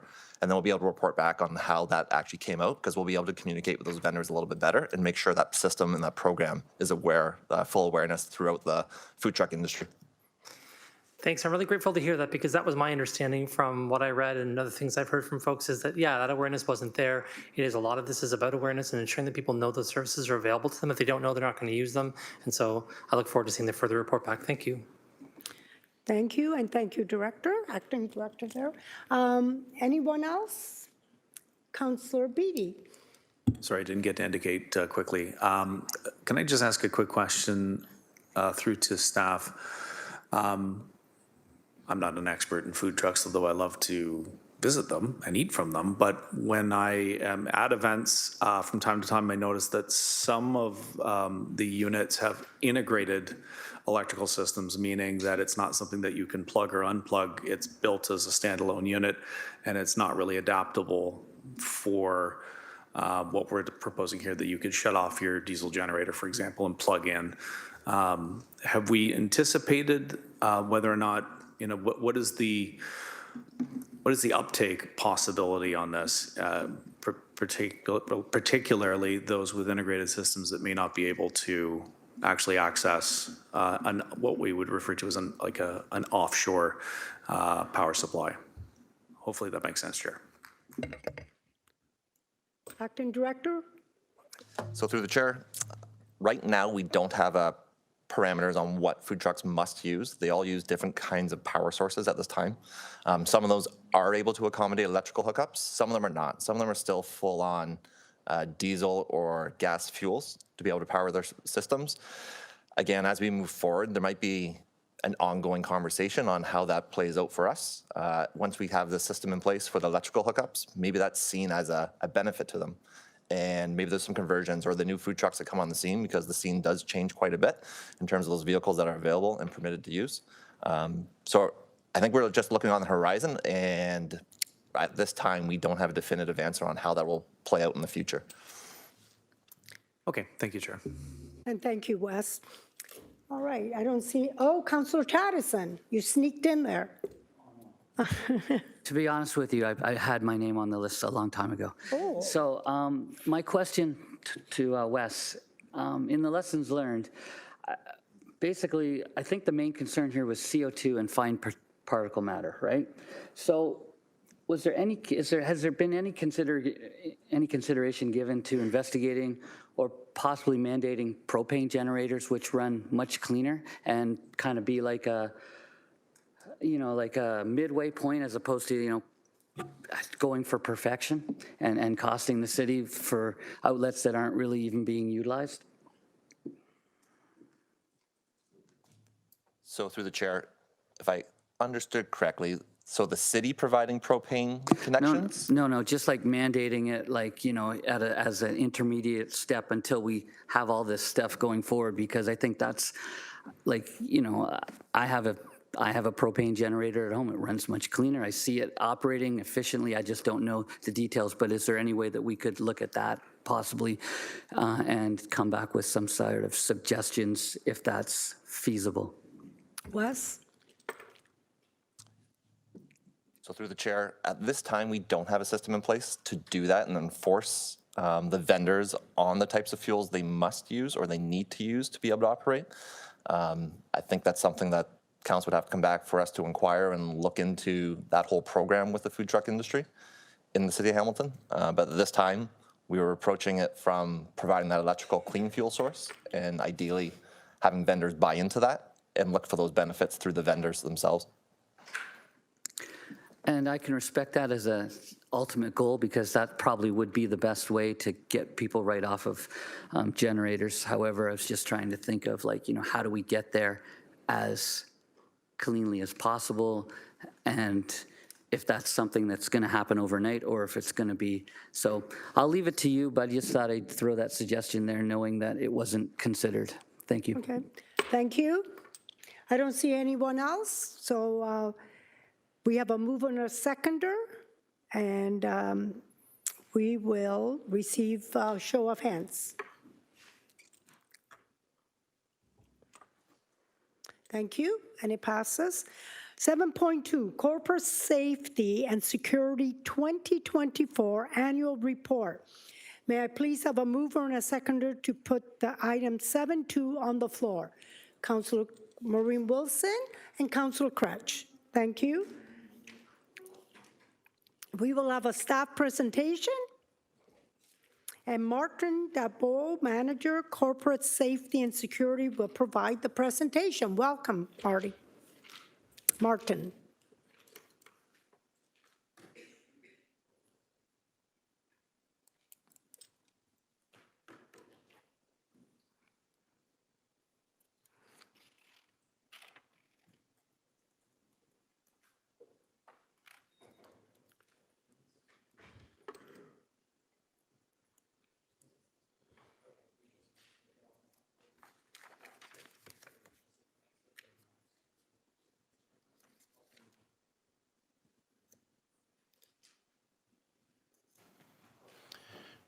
Chair and members of Public Works Committee, my name is Martin Dambo. I'm the Manager of Corporate Safety and Security.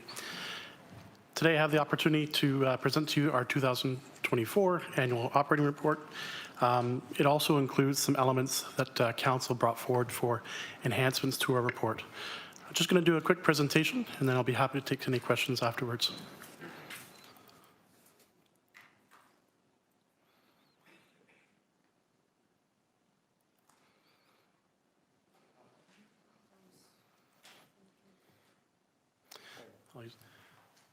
So the mandate for the Corporate Safety and Security Office is to support the City of Hamilton employees, delivering municipal services to our residents and our communities through a safe and secure workplace environment, and to support the preservation and good use of physical city assets and critical infrastructure. In doing so, we have some very key partners that are within the city and also external. Health, safety, and wellness, the bylaw enforcement team, policing, as well as intelligence agencies. The Corporate Safety and Security Office comprises of 8 FTEs and 1 contract that is internal. And my apologies, I do have an incorrect stat on the right-hand side. It's not 4.6, it's actually 94.6. So our business model that we have is that we do have the in-house team, although we rely heavily on security guard services that are through a contracted support. So there's an equivalency of about 156 FTEs in the number of guards that we provide services around the city. And our model is that it's delivered 24 hours a day, 365. Within corporate safety and security, we have 3 business streams. I'm going to give you a little bit of a summary for each of them. Our first group is called Planning and Development. That is our core team that maintains a lot of the business systems that we have, as well as develops our stats and reporting mechanisms. They are not the team that you usually see up front, but I'm happy to have a couple members of them with us today in the gallery. They are certainly the workhorse that a lot of people do not see, but we value them integrally. Next business stream that we have is Projects and Technology. This is a group that mainly works on the technology that we deliver throughout the city. So that would be cameras, card readers, duress buttons, and also some new technology that we're delivering hopefully in the next year. Those are technologies that you would usually see in your day-to-day environments. Quite often you may use a card reader, get it into your workspace. The transaction that occurs there is something that our team manages. The last business stream is Operations and Investigations. This group works primarily with the uniformed security guards that we see around the city. That team manages the contract. We work with our clients to ensure that what their needs are delivered in the ways that we can do that. And that's also through a security, enterprise security risk management model. So it's not corporate security telling them what they need. We work with them to make sure that they buy into the elements that they are invested in as well. So these are some core business tools that corporate security manages and administrates. In 2024, one of our biggest investments and a very strong tool is the investment in incident management software. So we've created a centralized platform to take in all the metrics and data of what we do out there in the field, but also that allows us to take in information from our staff as they're experiencing issues within their workplace. As a segue, that online staff reporting portal is the second image that you see there. That's a tool that's also used through the R-Zone process. So we're able to receive inputs from staff in their own words and understand what those challenges are, and then we're able to review those and provide further support if necessary. We have computer-aided dispatching as well. So within our 24-hour control room, we are able to have, through our contractor, an awareness as to where all guards are working at every one point in time. We are able to also enter in calls as they're received, give some priority levels, and then dispatch those calls to resources that are available. As you're aware, we have the RAVE system. The RAVE system is the brand name of the emergency notification system. We are the ones that send a message to you at the wrong time on your phone to tell you something's going on. We have also started this year to do some testing elements, and we're trying to do those when they're not within committee days or council days. But it's a great tool that allows us to get very pointed and important information out to members of council, but also staff in the community of areas that there is an issue, and for them to consider if they should maybe divert or go around or not attend that location. We are also using GPS to understand where our resources are within the community. And then again, we do have cameras, card access, and duress buttons throughout our infrastructure. So in the 2024 annual report, there were some metrics that we have provided. This is just a very high-level summary. One of the things I need to bring forward is that our metrics are at a very new level. There's a lot of maturity that we need to do with our information. Because we introduced the centralized reporting system in 2024, we are now only at 1 full year of data. So when we're asked questions about, are we seeing trends and increases in certain things happening? Yes, immediately we are seeing that, but I don't think we understand what our actual plateau is or what our baseline is. And that will take a number of years, but we're certainly working towards that. Within our annual report, we also identify the differences between what an incident is and an activity. And an incident is something that happens that impacts the safety of our workplace. I'll use an example of a fight or a disruptive individual within our workplace is an incident. And in 2024, we had 3,888 incidents that we captured.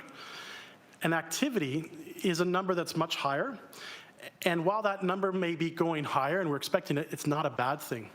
So an activity is allowing us, through project management, to understand what values are we getting in contracting guard services. So an activity captures every patrol that a guard does.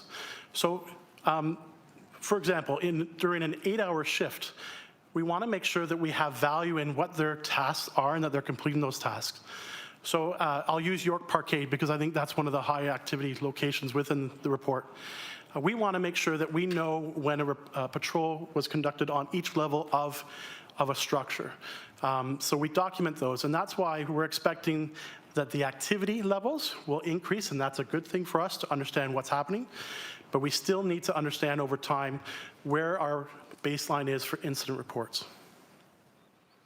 I want to just touch on something that's on here. It's maybe not in the largest fashion to be able to see, but it's a very important metric.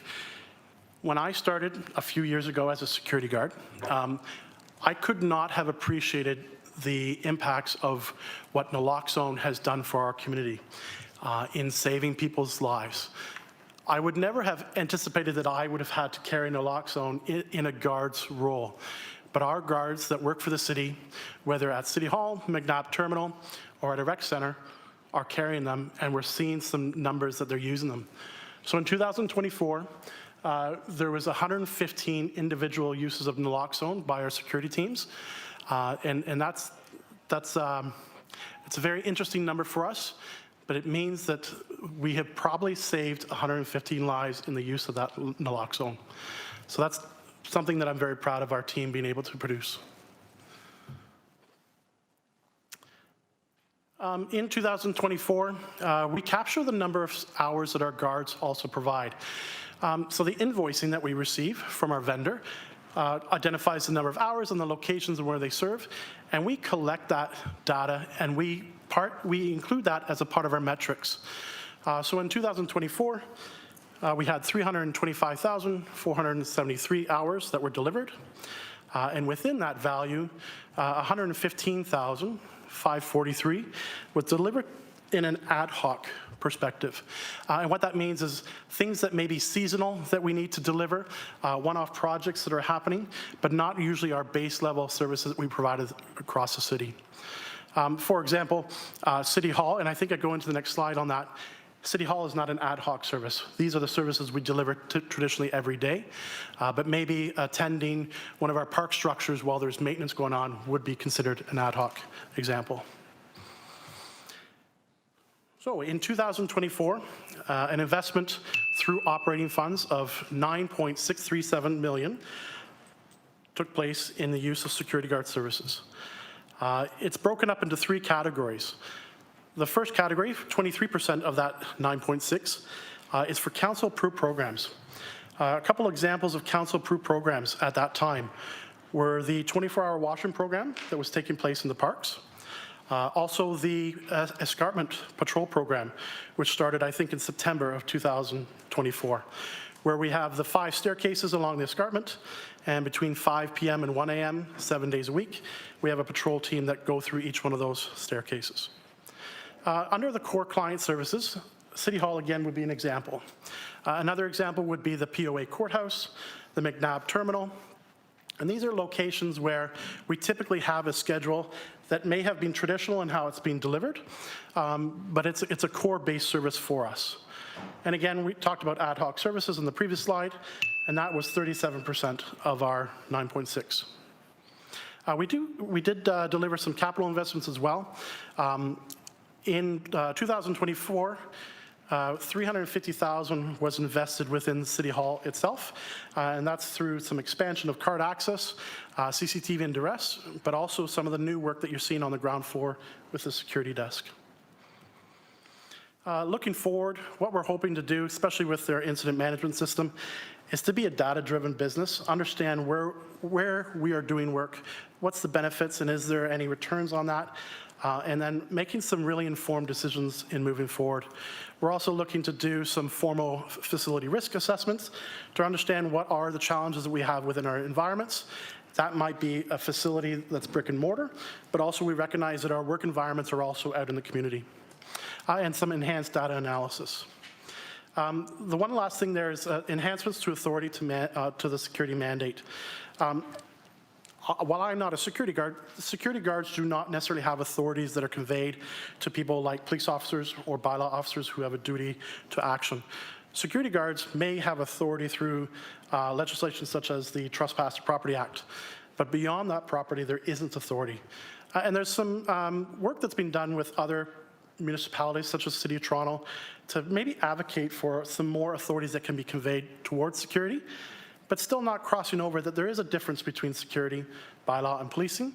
But how can security really use some new tools to effectively do the work that it does within its buildings?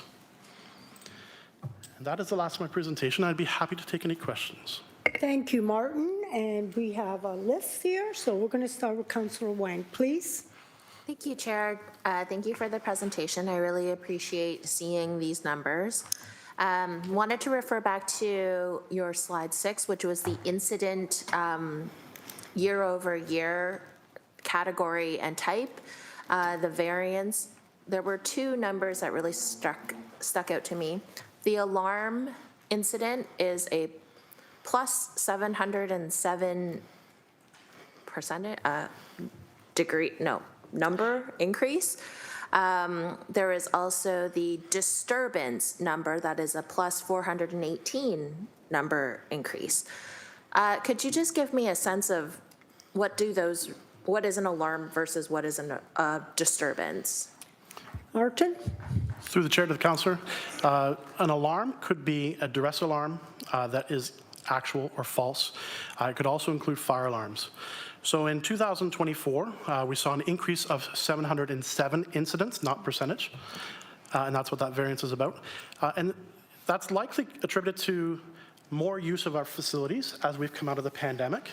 But we also rely on a number of staff and contractors to operate our buildings where the interaction with the alarm system is more common. So outside of business hours, we may have contractor cleaners who come into a facility to clean it.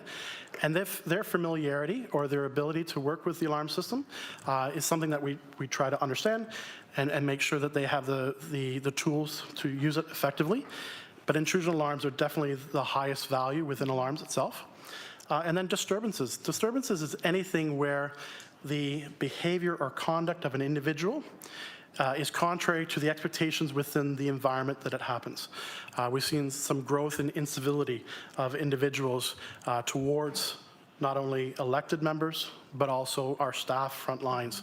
So a disturbance is anything where the conduct or behavior is not acceptable within that workplace. Okay. I'm really glad that you did talk about incivility because there's been a lot towards definitely elected officials, but in particular, I'm more worried about the frontline workers. And how does your team help with the assessment and the mitigation of and keeping our frontline workers safe? And I think about this because we've recently received several alerts as it relates to, say, the OW office that's at Main and Wentworth, for example.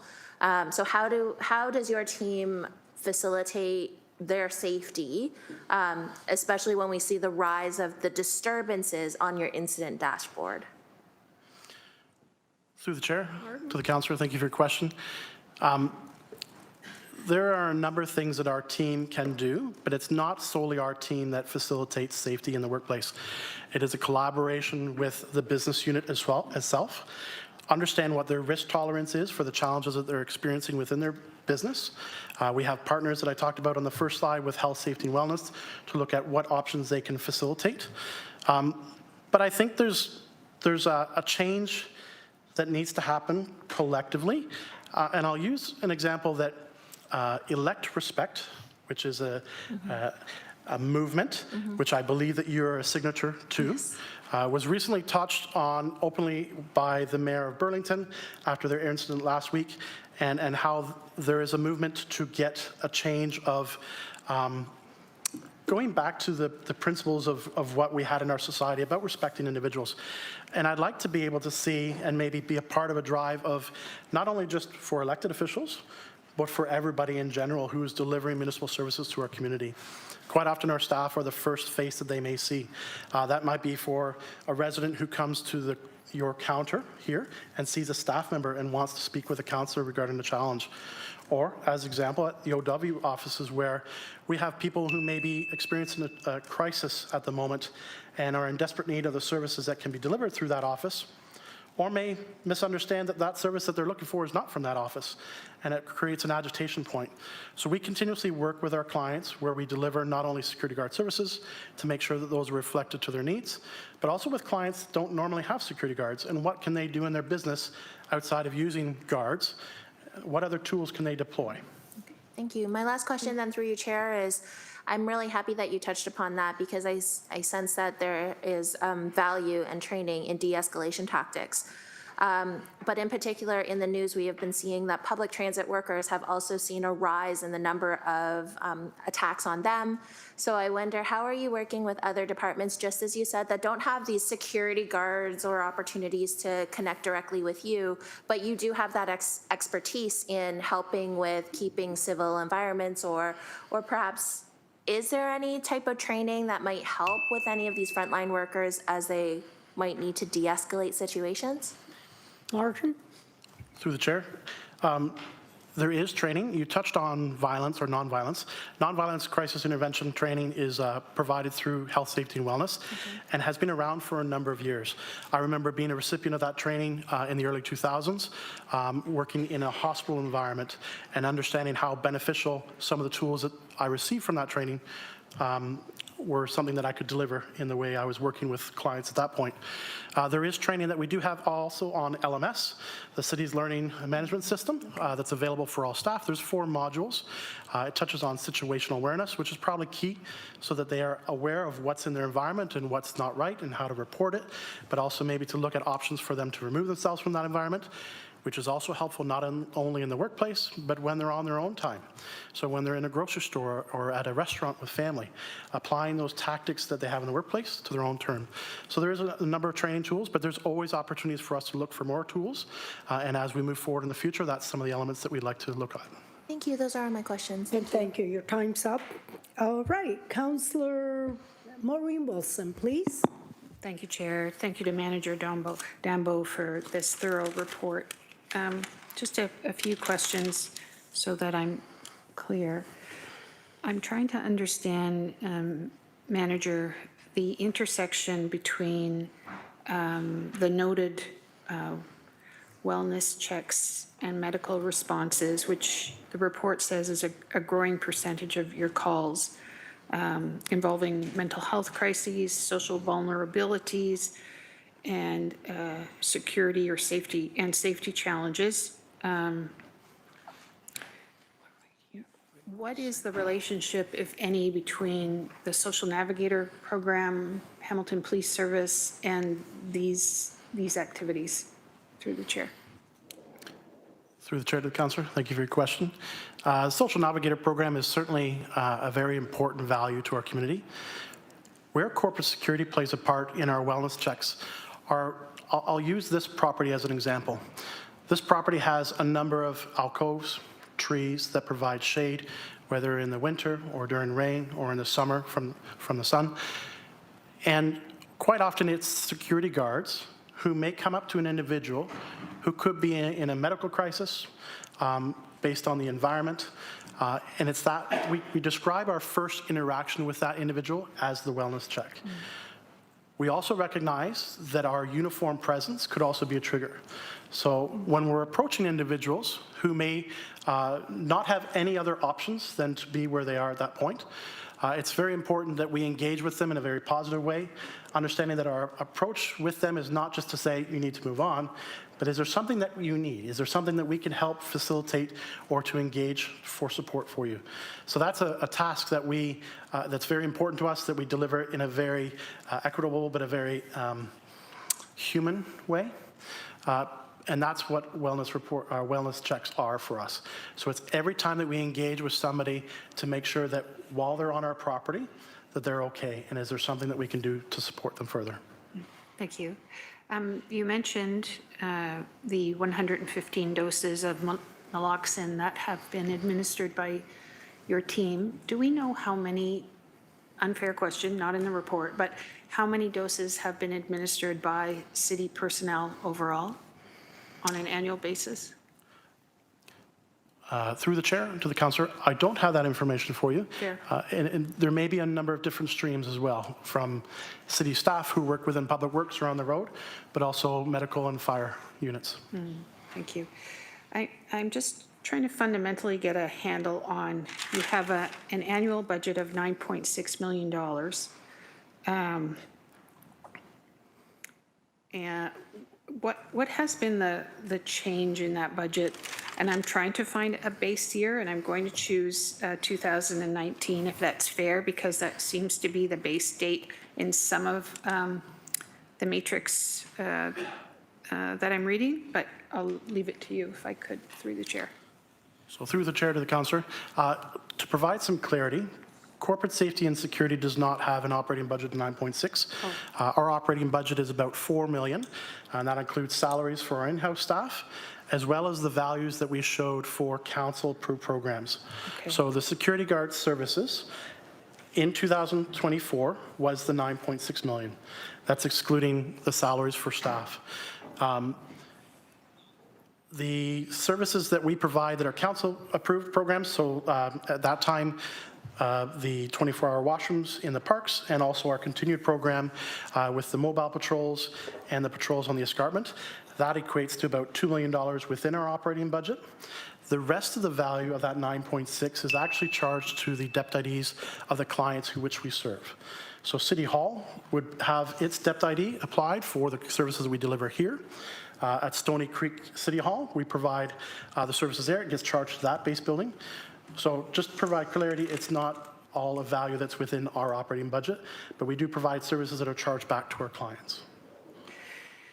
Thank you. And on the topic of City Hall, if I'm reading the report correctly, there's 5 guards present during regular hours, 2 guards after hours, at $716,000, or 7% of the budget. If you could, and then further in the report, it identifies some other measures that are or may be forthcoming. If I could ask, what is the operating principle or premise that you're approaching security in City Hall? For example, it is the seat of democracy. It must be maintained open while recognizing the threats that are present. Can you just speak to us a little bit about what's informing your assessment and work on this? Martin? Through the chair to the councillor, thank you for the question. There's a number of different streams that we take into factors when working with our clients to decide what is the right security level. So at City Hall, we're taking in factors such as your description. It is a seat of government, the seat of democracy within our community. It is the focus that people come to if they have an issue or would like to work with the city on. We also look at health and safety. So while there are challenges that are experienced within the workplace, we're finding that there's also some increased stress levels with staff and some exhaustions that the guards may also offer a buffer to reduce potential work refusals in some environments. Not necessarily at City Hall, but in some work environments. On my first slide, we touched on some of the partners. We receive unclassified information through intelligence agencies, usually coordinated through the RCMP. And it provides us with details of what is some best practices that should be employed within municipal or provincial governments. There was actually most recently some information that was received on what elected officials can consider when working in the community and outside of their offices as well. So there's a number of different streams that we consider. We work with our clients to understand, again, what their needs are, bringing forward some best practices, but also the need to maintain good government. It's important that we provide continued access for our residents and not create barriers that are unnecessary in doing so. Thank you. Councillor, your time's up. Do you want to go second time? You're always welcome. Okay, thank you. Councillor Jackson. Thank you, Chair Pauls. Good afternoon. Thanks, Manager Dembo. You haven't heard that Premier Ford is planning to ban our CCTV cameras, are you? Forget it. That's rhetorical. Okay.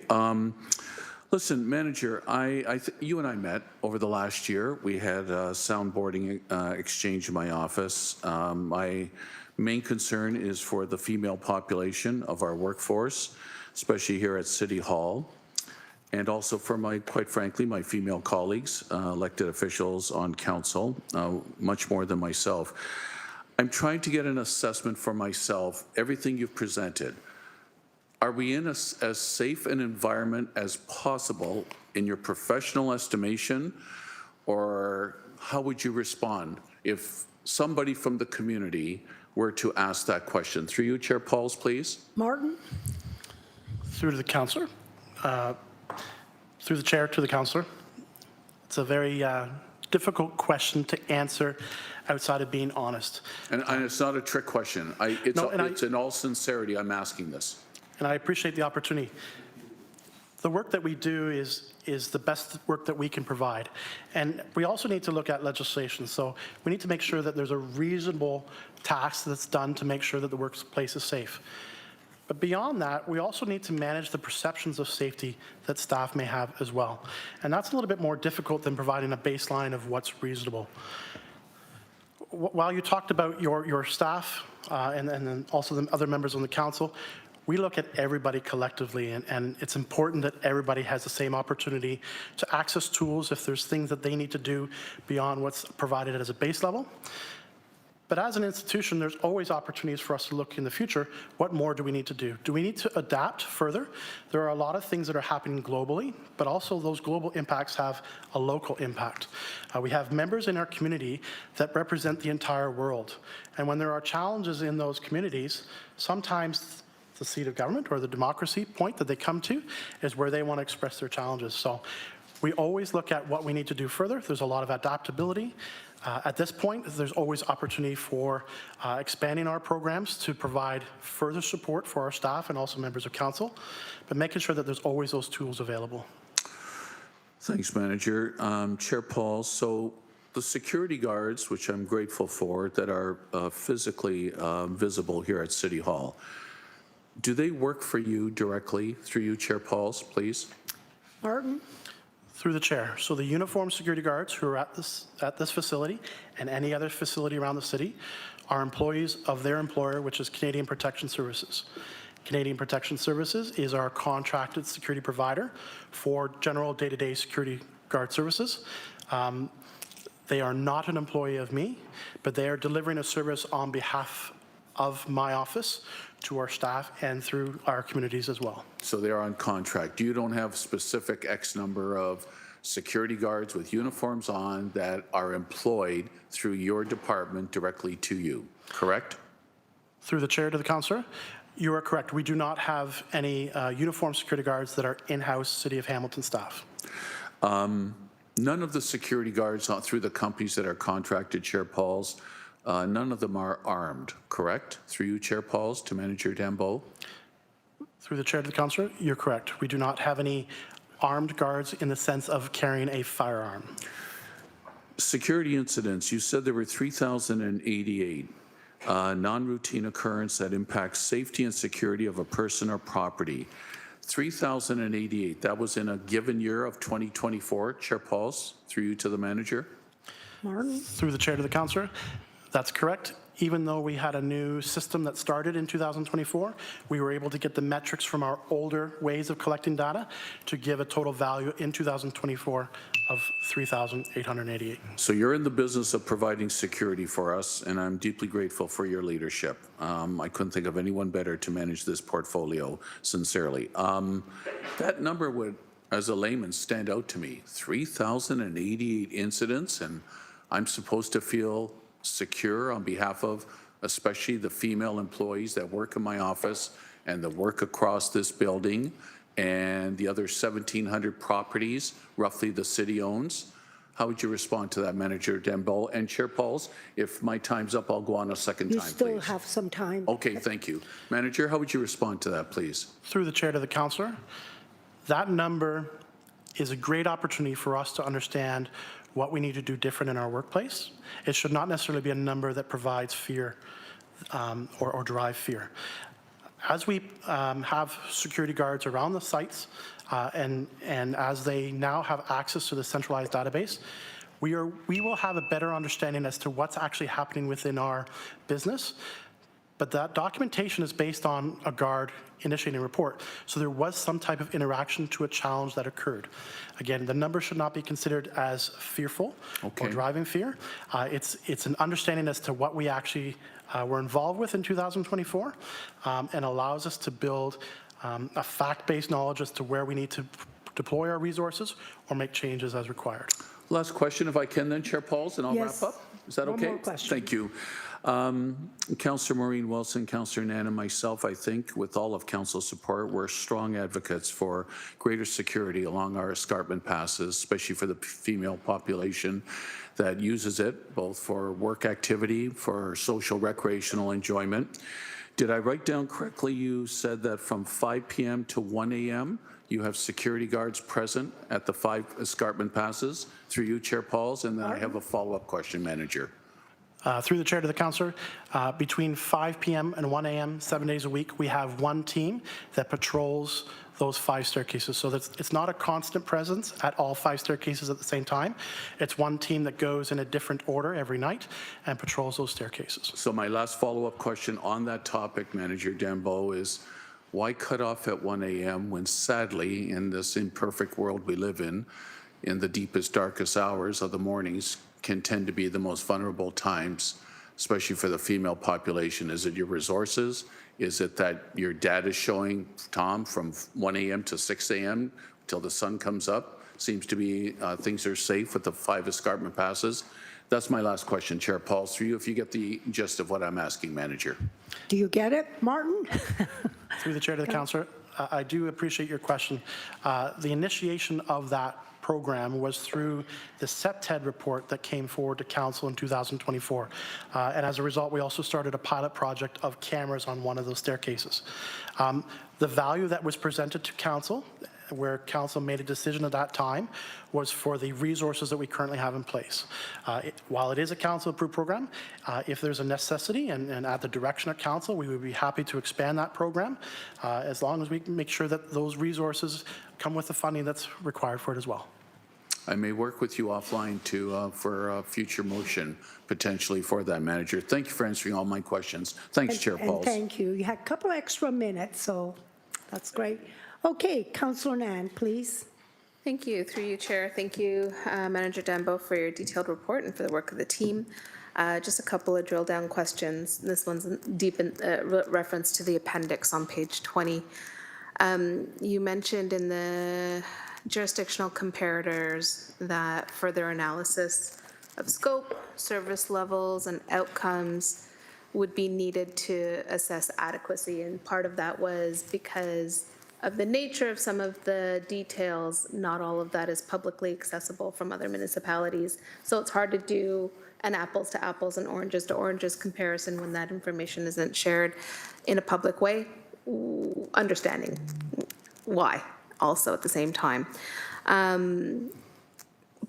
Having said that, I was wondering if you could share your thoughts around what do we need here in Hamilton for an evaluative framework, and what do we need here going forward for benchmarking our success as it relates to security services?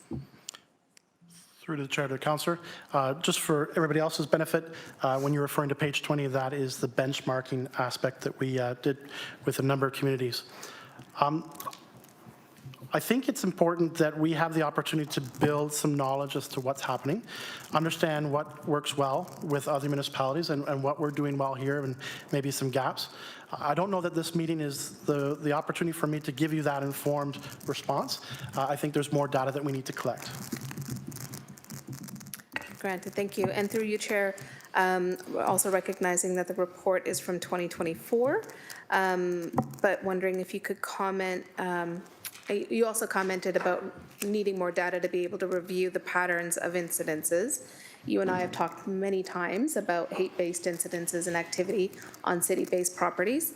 Wondering if you could comment on that in terms of, I don't see it in the graph as a identified line item, let's say, but we do have criminal offenses, for example. And some of that activity does result in criminal investigation, some of it doesn't, some of it goes to Hamilton Police Services as it relates to their ongoing tracking of hate-based activity and incidences. But if you could comment a little bit about why it's not in the chart and what we might see going forward. Martin? Through the chair to the councillor, you are correct that it's not a line item that we have broken out in the report. Hate crimes is something that is very well defined within the criminal code. And the challenges that we are experiencing that corporate security would be a lead in or has been involved with from a reporting perspective have not always been involved with hate crime versus hurtful elements that people are doing to our residents or to our staff or our structures.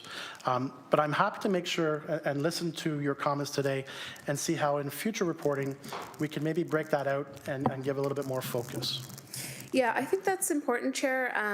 You know, the degree to which we have racist, white supremacist, extremist graffiti on our play structures, in our parks, spray painted onto our gates and trees, for crying out loud.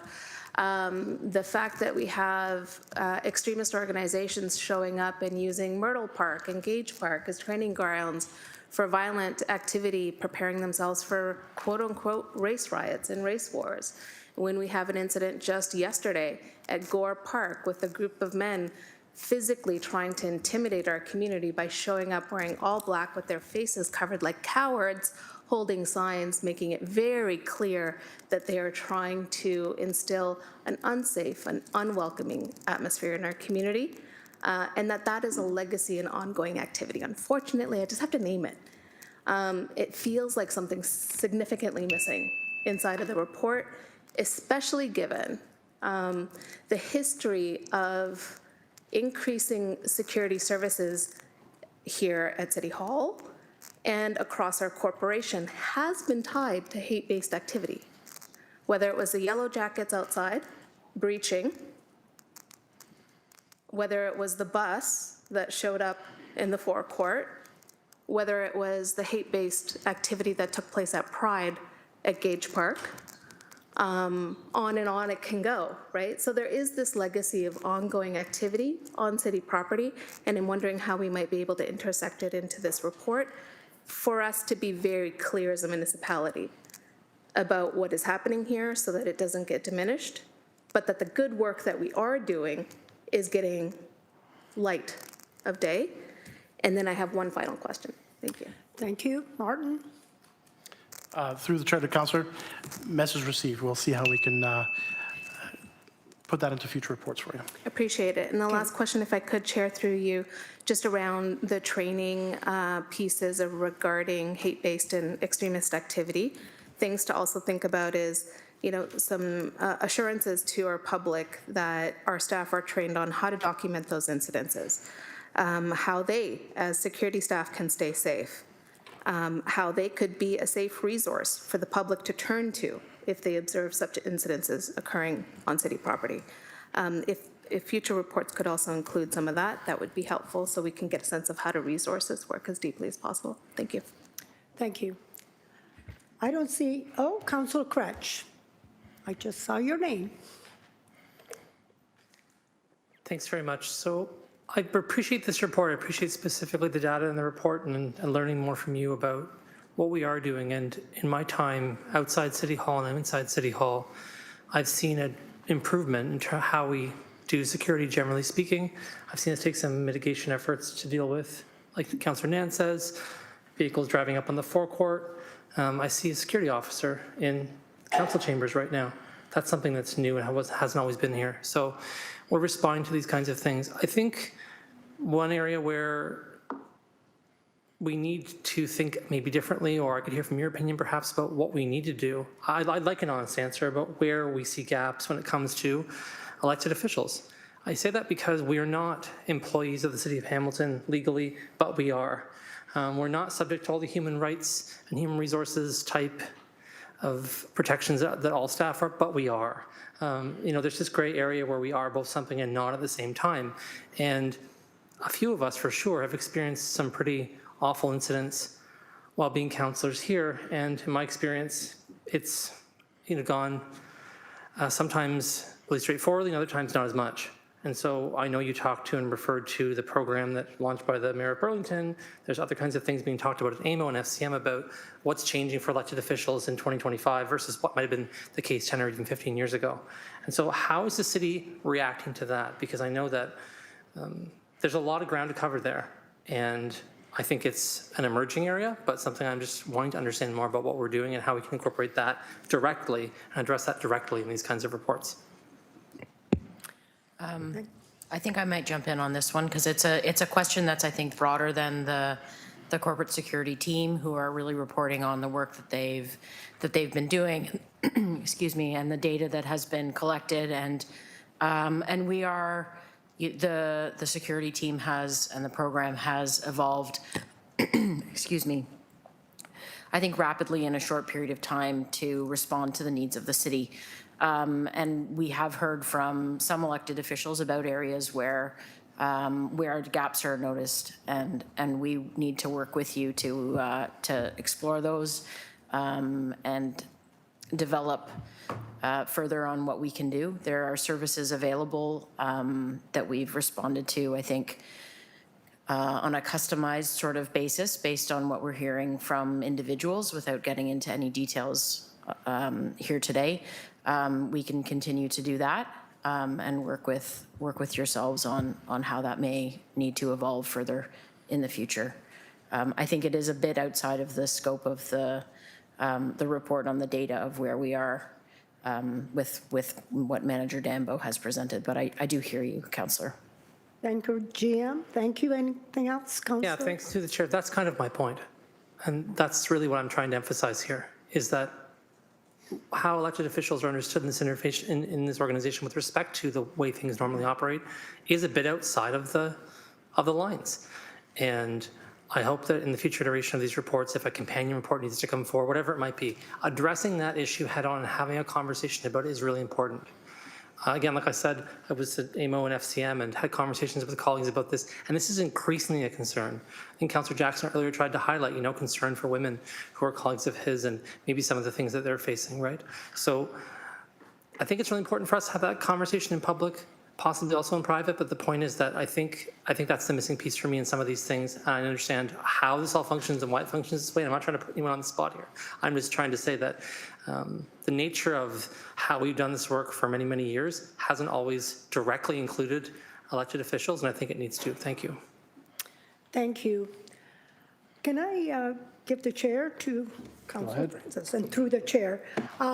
Martin, I heard you say that maybe legislative, we could ask if the security guard could have extra duties beside trespass, because I heard that that's all they do is trespassing.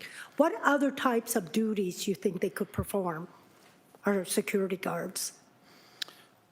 Through the chair, I think it's a larger conversation, but I can reference what some other municipalities are looking at in recent changes to the Police Services Act. Brantford is looking at employing special constables that would be within their security realm to do patrols within their parks. It was a role that Brantford Police had originally and are now allowed the municipality to do that role. There's opportunities for understanding any modifications to a legislation, which is the Private Security Investigators Act, which came into effect about 2003 or 2005. When we talk about adaptability for our program, legislation often can be looked at to be adaptable to the new trends that are happening as well. So again, it's maybe beyond the opportunity for this meeting, but it's something that we certainly work with our municipal partners and understand opportunities that they're looking at as well. Thank you. And, the alarming that we had 3,088 incidents, is this in 1 year? Through the chair? Through the chair, yes, we had 3,888 incidents that were documented in our system. Again, I want to reinforce that that number should not be an alarming factor. It's an identification of incidents and reports that we have individual details on what's occurred. It should not be used as a measurement of danger within the workplace. Right, and I understand that because our security guards are just for trespassing, so a lot of them could have been because they trespassed in our city's hall. Is that correct? Through the chair, while trespassing is a tool that the guards use, I think the guards are actually ambassadors for the city because they might be the first point of contact with a resident in a park or at City Hall. So again, trespassing is a tool, but that's not the only role that they play. They are an ambassador of our program, the security program, an ambassador of the municipality and the institution that it is. And quite often they might be able to interact with a resident and help resolve the issue that they had. That might be wayfinding within a building or understanding who to call if they have an issue. So I wanted to reinforce that fact. Oh, that's good to know. Actually, I was late one time and one of them walked me to my car. I just loved it, so it was good. So thank you. All right, I don't see anyone else. Thank you, Martin, for your presentation. Thank you. And I need a mover. And do I have a mover? A second? Councillor? I already have a councillor. I'm so sorry. Can I switch? No. Okay, we already have it. Who was it? I don't remember. Oh, Councillor Wilson and Councillor Crouch. Thank you. I didn't write it down, so thank you. Okay, show of hands, everyone, to receive it. Thank you. Okay, we're going to go now for items for consideration. 9.1, PW, Hamilton Street Railway, HSR fare policy citywide. Correspondent from Timothy Vestra, Acorn, Hamilton. May I have a mover and a seconder to put this report to the floor? Councillor Jackson and Councillor Cooper. Thank you. Councillor Taddison, please. So I acknowledge that this move to a 50% fare assist generally for me is a step in the right direction for all families facing economic hardships and living at a set amount of income, especially in these times. I want to keep that move to 50%. I do think it's needed. It's good, but good for me doesn't take us to where I think we need to be going today after listening to the delegates that we have today. The tough thing for me, as I sit on ACPD, and a similar question from all our delegates today, what is the difficulty for staff of offering people living with a medically diagnosed disability, are also financially disadvantaged and accessing OW and ODSP, and also live below a set level of income, from allowing this set of people in this category from self-identifying, providing verifying information, and giving this select group access to transit rate that better reflects their reality of what is equitable and their ability to pay. And that's beyond the wider 50% reduction for all families that are at that set level of income. For me, the 50% approach, it's good, but it's a blunt instrument, and it misses the mark for a smaller set of ridership with disabilities that are also low income. I do support the 50% reduction, but I'd like to, at some point, refer this back for further review by staff if and what can be done for a further reduction that reflects equitably for people with disabilities. I'm not going to throw that out there right now because I want to hear the rest of the discussion, but I want people to be aware of where I'd like it to go before that discussion So that's not a occurs. question to Director Nancy? I guess it was a question, wasn't it? I thought Yeah, so, you're but right. if Okay, you- what is the difficulty for staff of offering people living with this, medical, right. you heard it. Okay, you heard the Director. question. Director of Transit, Nancy Purser, please. Thank you. Through the chair. Permanent. Oh, congratulations. I just found out it's permanent. Thank you. So everybody, thank you. Through the chair, this program is strictly based on financial need. It's for those that are households at the low income measure is what this program addresses. It incorporates all Hamiltonians and all abilities.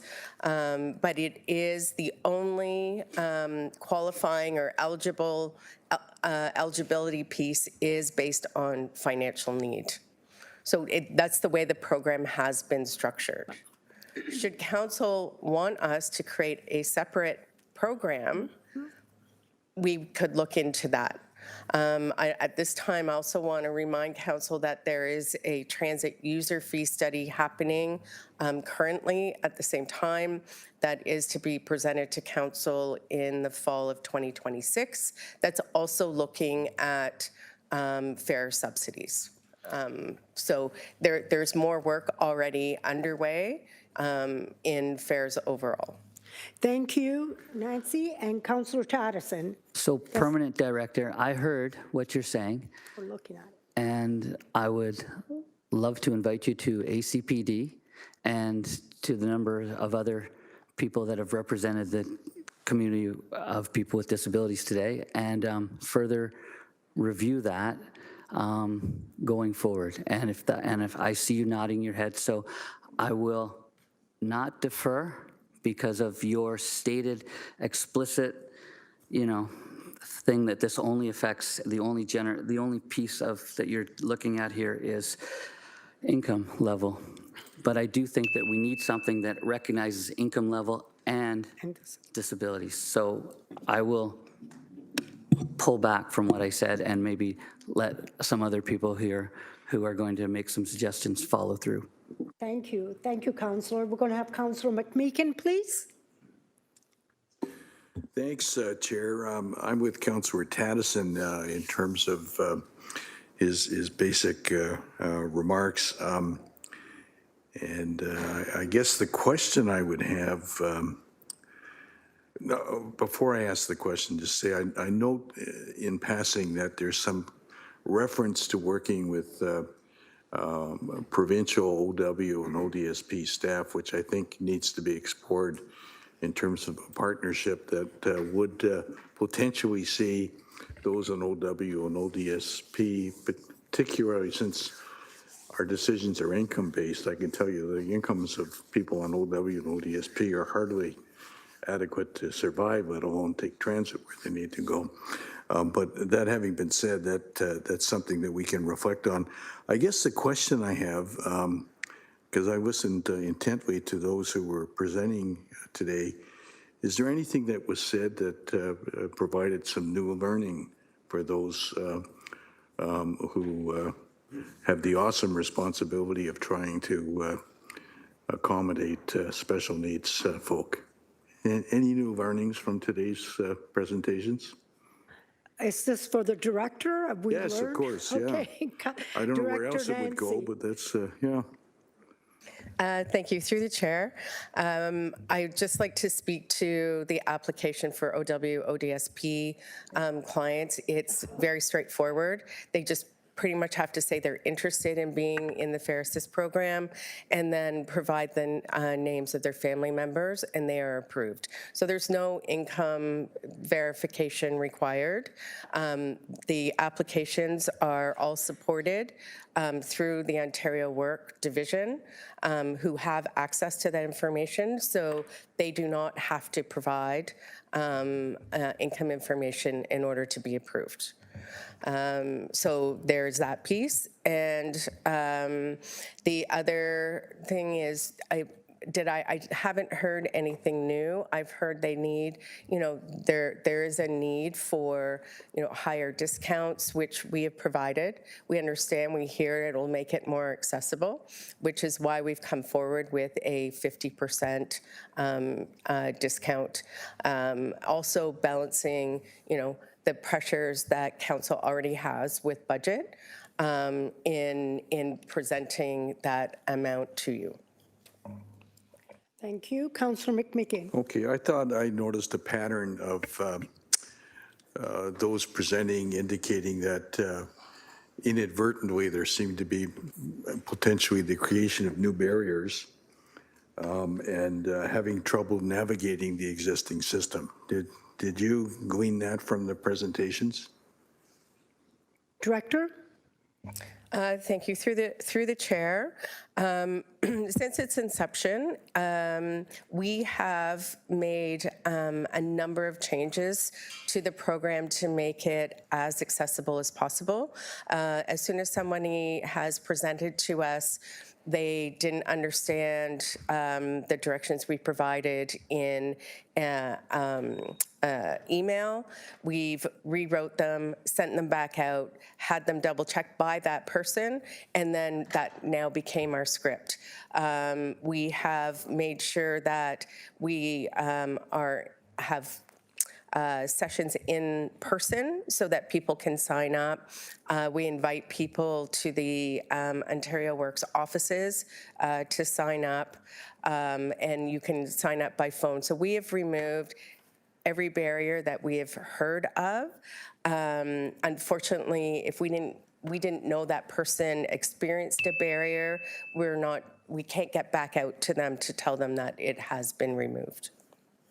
Thank you, Councillor. So thanks for those efforts, and I think Councillor Tattison's invite to have further consultation with the direct stakeholders is a good one, and I noticed he indicated you were nodding your head on that, so thanks for that. Thank you. Councillor Crutch, please. Firstly, I'm supportive of increasing this to 50%, and then the majority of the recommendations that there make sense to me. And I'm glad we're going down this road. There's been thousands and thousands of people who've successfully benefited from this program, which is a good thing. One of the things that has always struck me as a bit hard about this, though, is that now in this time, we're very concerned about data. And we use data to make our decisions, and that's very important. That really was not always the preoccupation of the programs that were set up to serve people with disabilities. And so when I'd asked the previous director a question at a previous meeting about this, what she basically said to me was, well, when someone was boarding using a previous program, yes, the operator of the bus could indicate this person was doing so, and we kept some of that data. But there was no way to audit that data, to quality check that data, to understand that data, or to cost it. We have not looked at that data with respect to inflation. We've not looked at that data historically.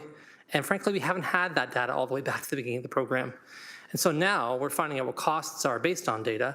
But I just want to confirm that we've never really known what the costs have been that we've been carrying for this program in their entirety up until we started this new program where we're actually able to have applicants apply and measure those costs directly.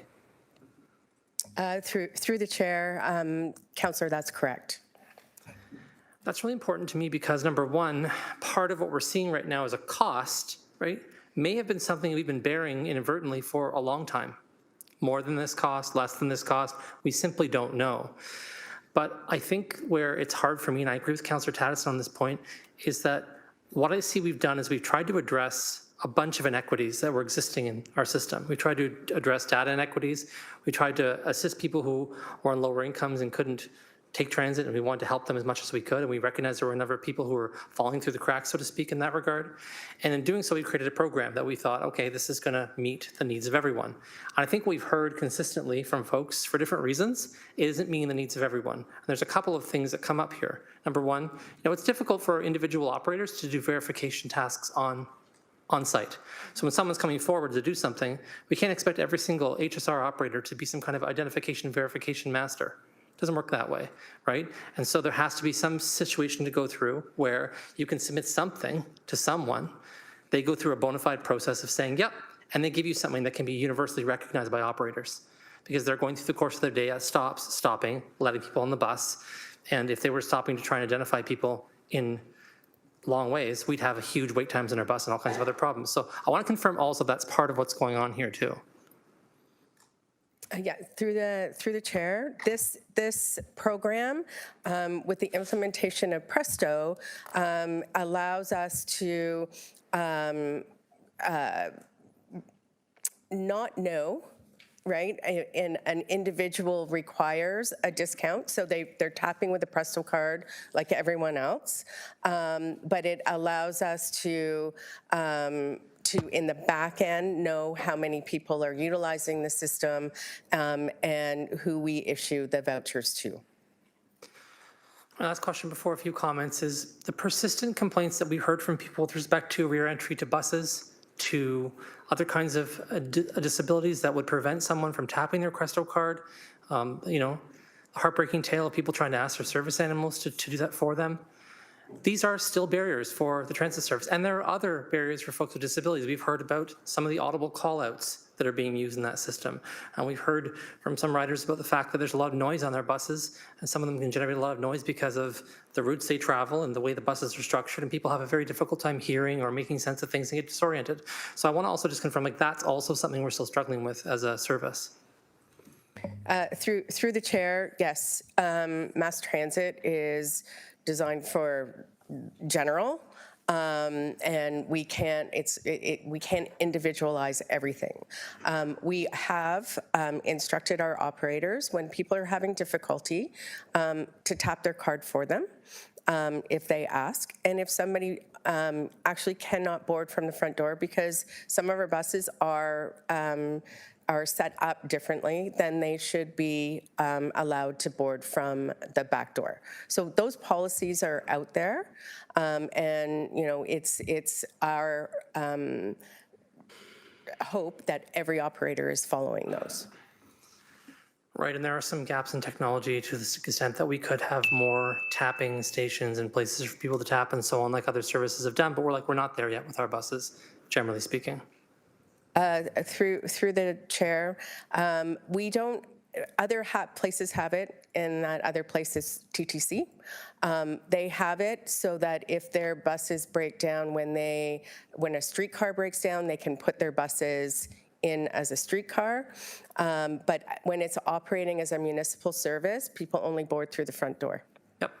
Thank you. I understand that. Thank you so much. Yeah, this is all helpful information for context for me, because I think one of the things we hear from individuals who are facing disabilities is that they want to be able to do things themselves. And while it's kind of an operator to perhaps assist with them and tap for them if they should need it, that makes a lot of people feel like they're not able to access services in the same way the rest of us are. And frankly, it's demoralizing for them.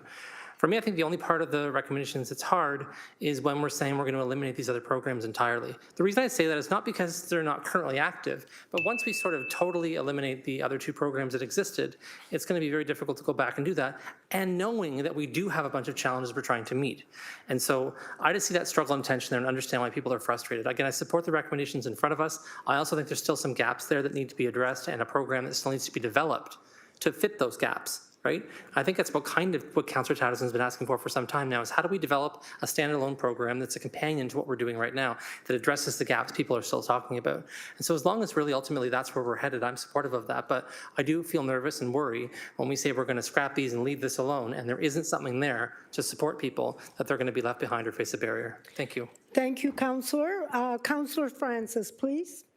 Thanks, Chair Pauls. And I'm supportive overall with the program. Obviously, there's some gaps that need to be addressed here, but concerned with the direction and recommendation number 3 specifically. And what I'm supportive of is the use of the provincial gas tax to fund the program, and comfortable with the structure that staff have laid out for 2026.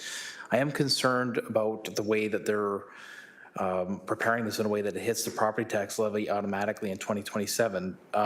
So my question is staff, could staff be directed to return in the 2027 budget process with a funding plan that prioritizes the provincial gas tax or other non-levy sources, rather than just simply passing the full cost on to property taxpayers? Through you, Chair. Director?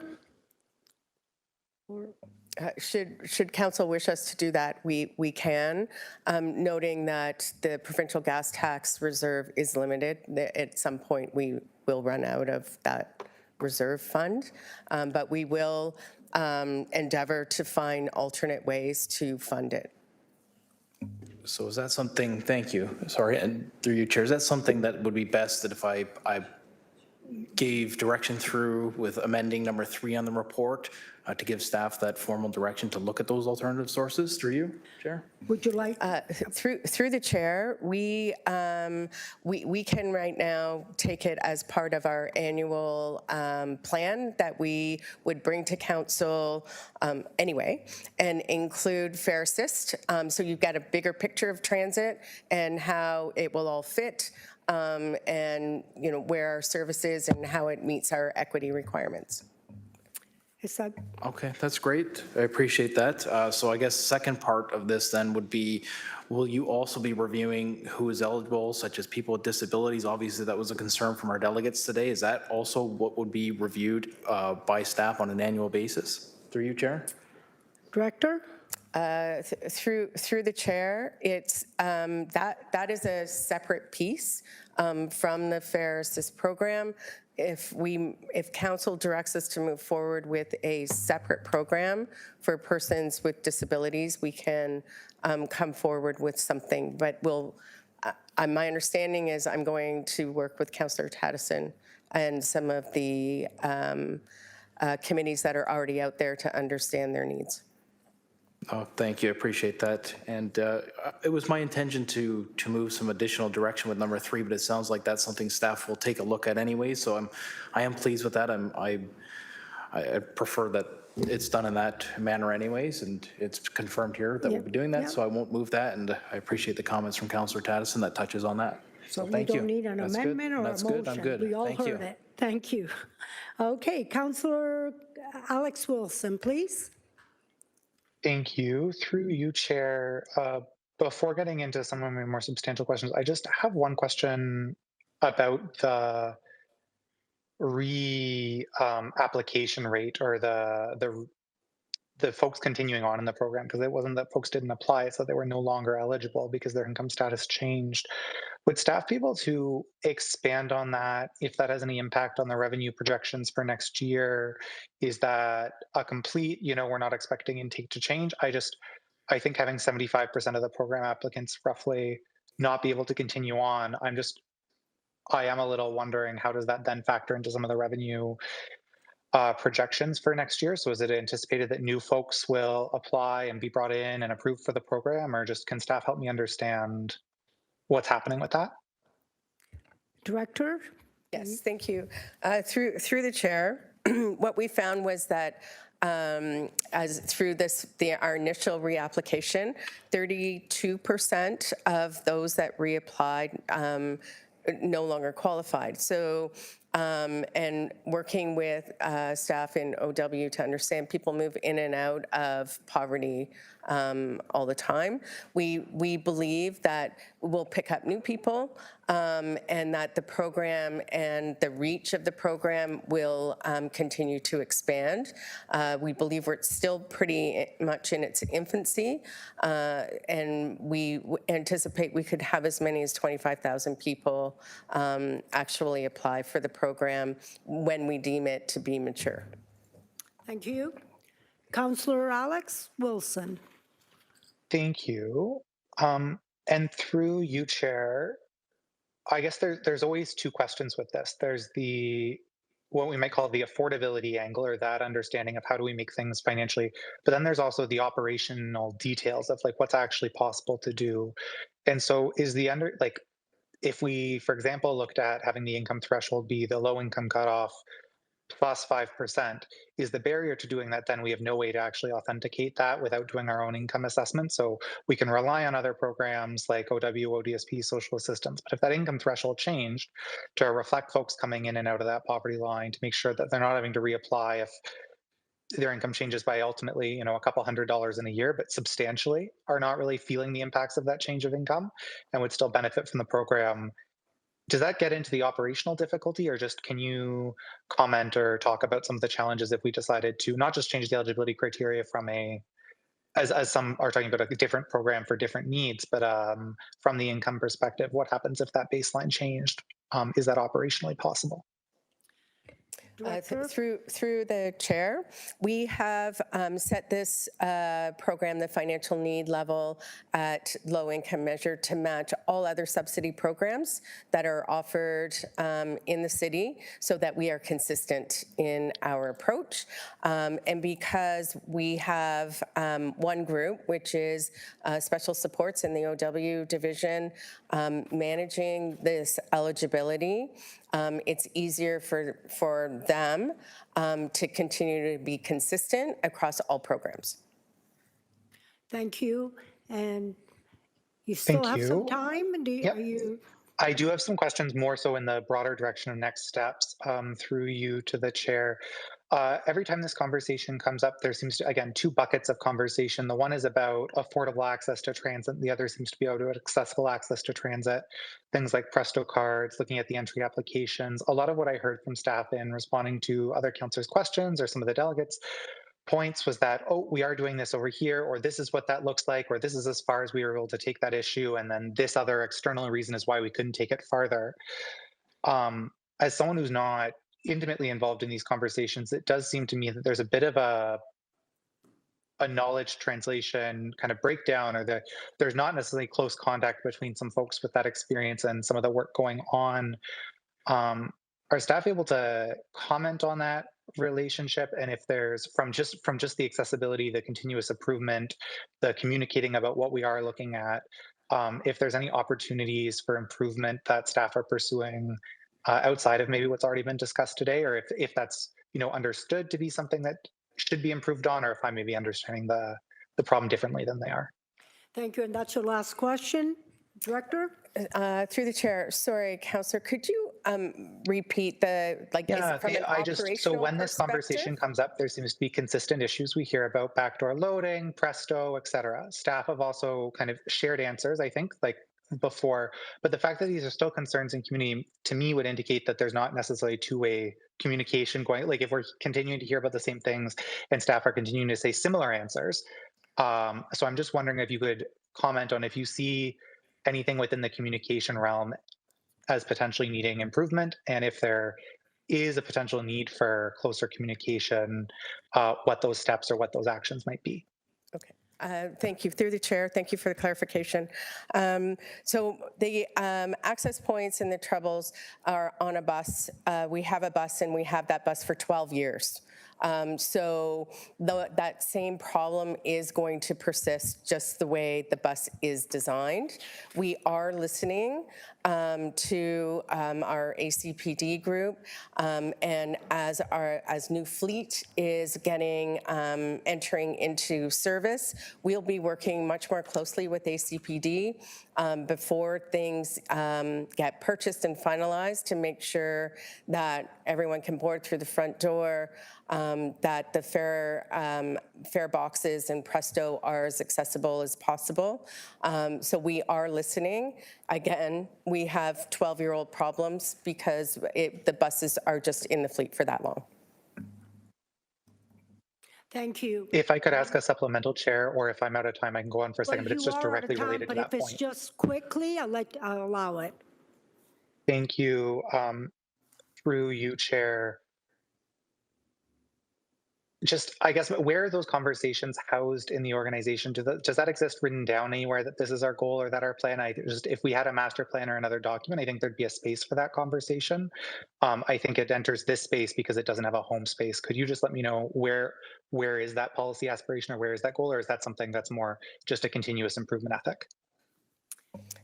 Through the chair, it is somewhat a continuous improvement aspect based on conversations with our ACPD committee.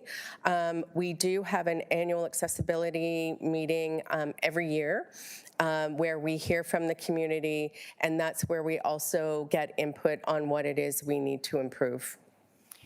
Thank you, and thank you, Councillor. We're going to go to Councillor Kassar, please.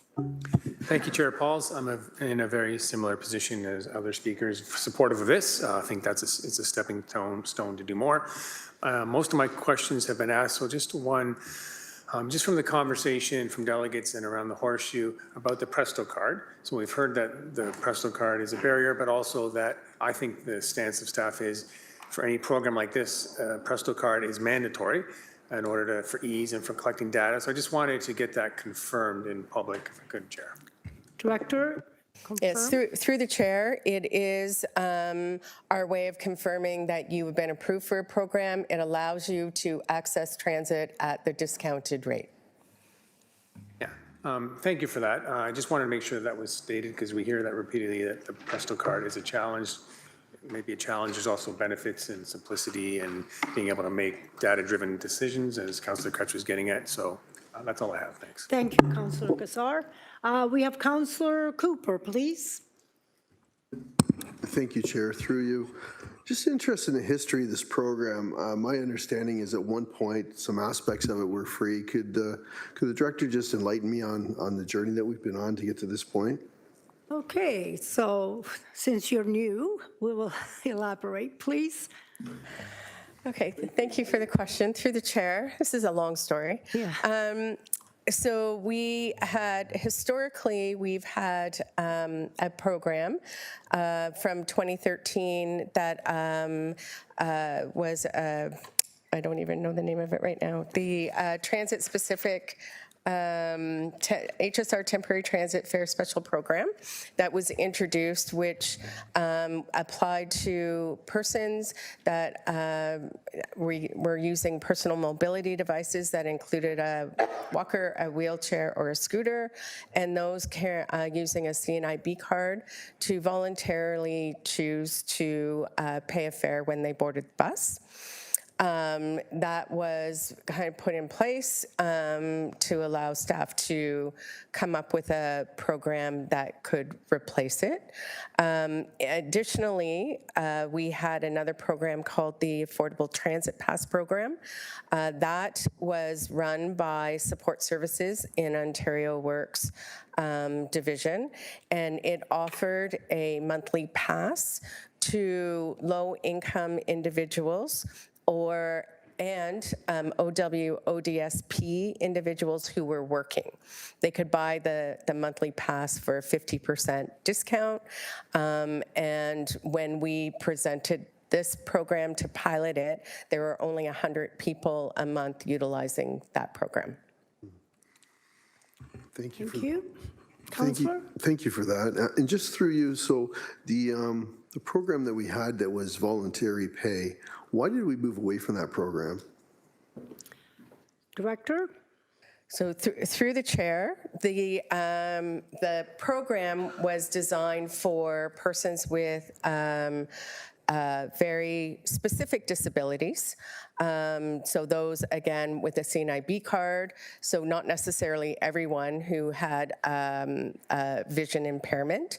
You had to have a CNIB card, and then just persons with mobility devices were able to access it, and they could only access that program on HSR. So the program that this is, the Fair Assist program, offers it to all persons who have a financial need, whether they're able, a body, or if they are a person with disability.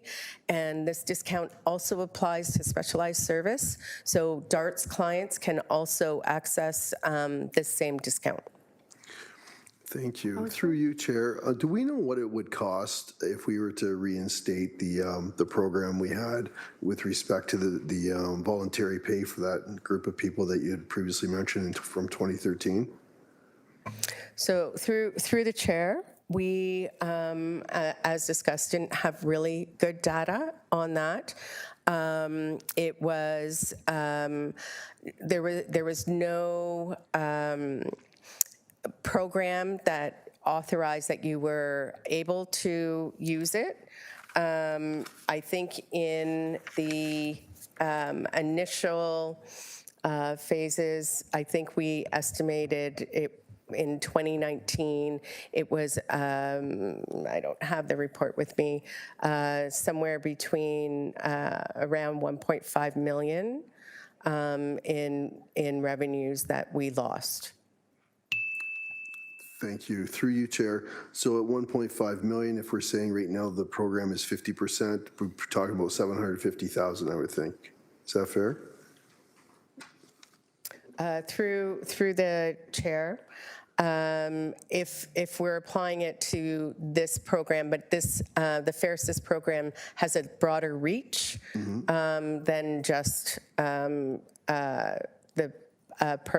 personal mobility one, but based on that, yes, it would be about 750 if we divide it in half. Thank you. Through you, Chair, what is our peer group of cities doing around this right now? Like we're at 50%, and in the population that we're applying this to, is this consistent with other cities, or what are they doing? Through the chair, the majority of cities that offer, not all cities offer a discount program for low income or persons with disabilities, but for those that do offer it, 50% is about the average. It's the highest as a percentage discount offered. Okay. Okay, Councillor, you want more follow-up? You're welcome to. As much as the average is 50%, just give me a sense of what the outliers are on either end. You said some people don't have a program at all, so that'd be obvious. But I mean, on the low end, is there anyone else offering it for free right now? Through the chair, I believe Halton has a program that offers, it ends up being free. Part of it is offered by the region, and the other half is offered by the transit agencies, so whether it's Burlington Transit or Oakville Transit. Thank you, Councillor. Thank you. I suggest get caught up. So that would be great. Thank you. Councillor Patterson for the second. Director Purser, just some details, and apologies for not sending this to you too earlier. I've just been doing some research back into my past activities, and so I'm seeking clarity here. On May 13th, 2025, ACPD put forth a motion asking for a companion program similar to Fair Assist for persons with disabilities.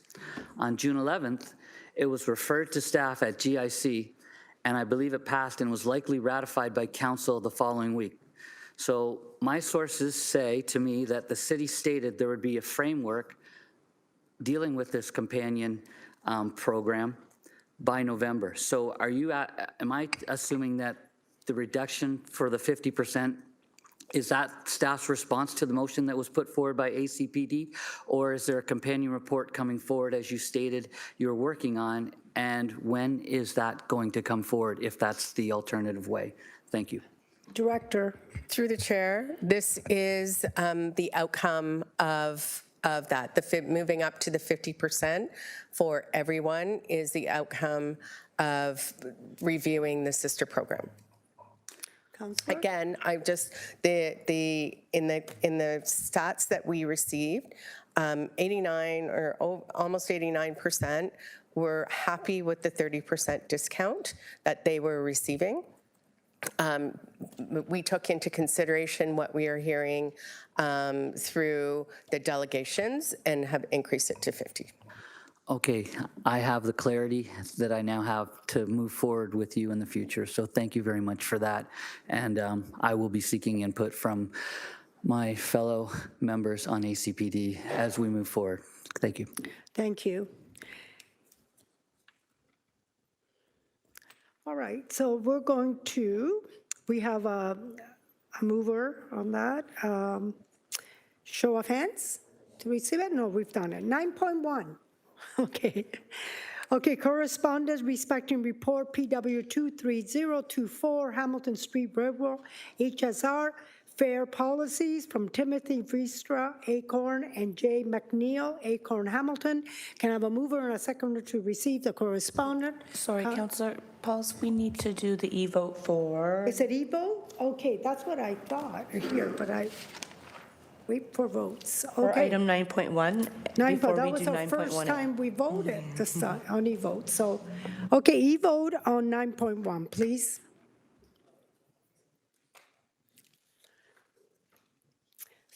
Oh, that was pretty quick for being our first vote.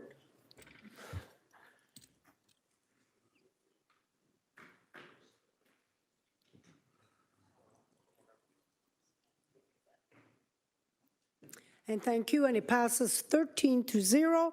9.1, already read it. Can I please have a mover and a seconder to receive the report? Councillor Beatty. Councillor Wang? Okay. You want to have a question first? It's just on the correspondence, right? Okay, yes. Go ahead. No. You're okay? I just wanted to clarify that we are voting on the receiving the correspondence. Yes, Okay, thank you. 9.1, yes. 9.18. Yes. All in favor? Show of hands, please. Okay, we're receiving both, right? A and B? Okay, it's A and B. Thank you, show of hands. All right, we need all to stretch. Okay, 9.2, West 5th Street Municipal Class Environmental Assessment, Stone Church Road West to Rymo Road West, and it's Ward 8. As this item includes a staff presentation, I will now invite staff to come down to the podium to address the committee. Megan Salvucci, Senior Project Manager, will provide the presentation. Thank you. Now, before we open, we'll wait till the presentation first.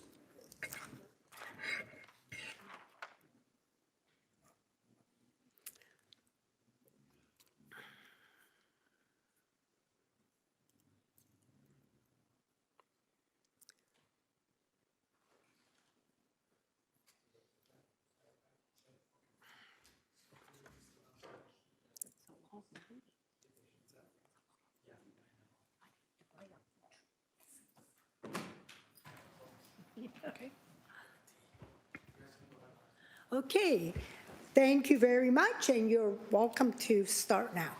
Thank you. Good afternoon. My name is Olivia Stancho. I'm a project manager in the infrastructure renewal section of the Engineering Services Division.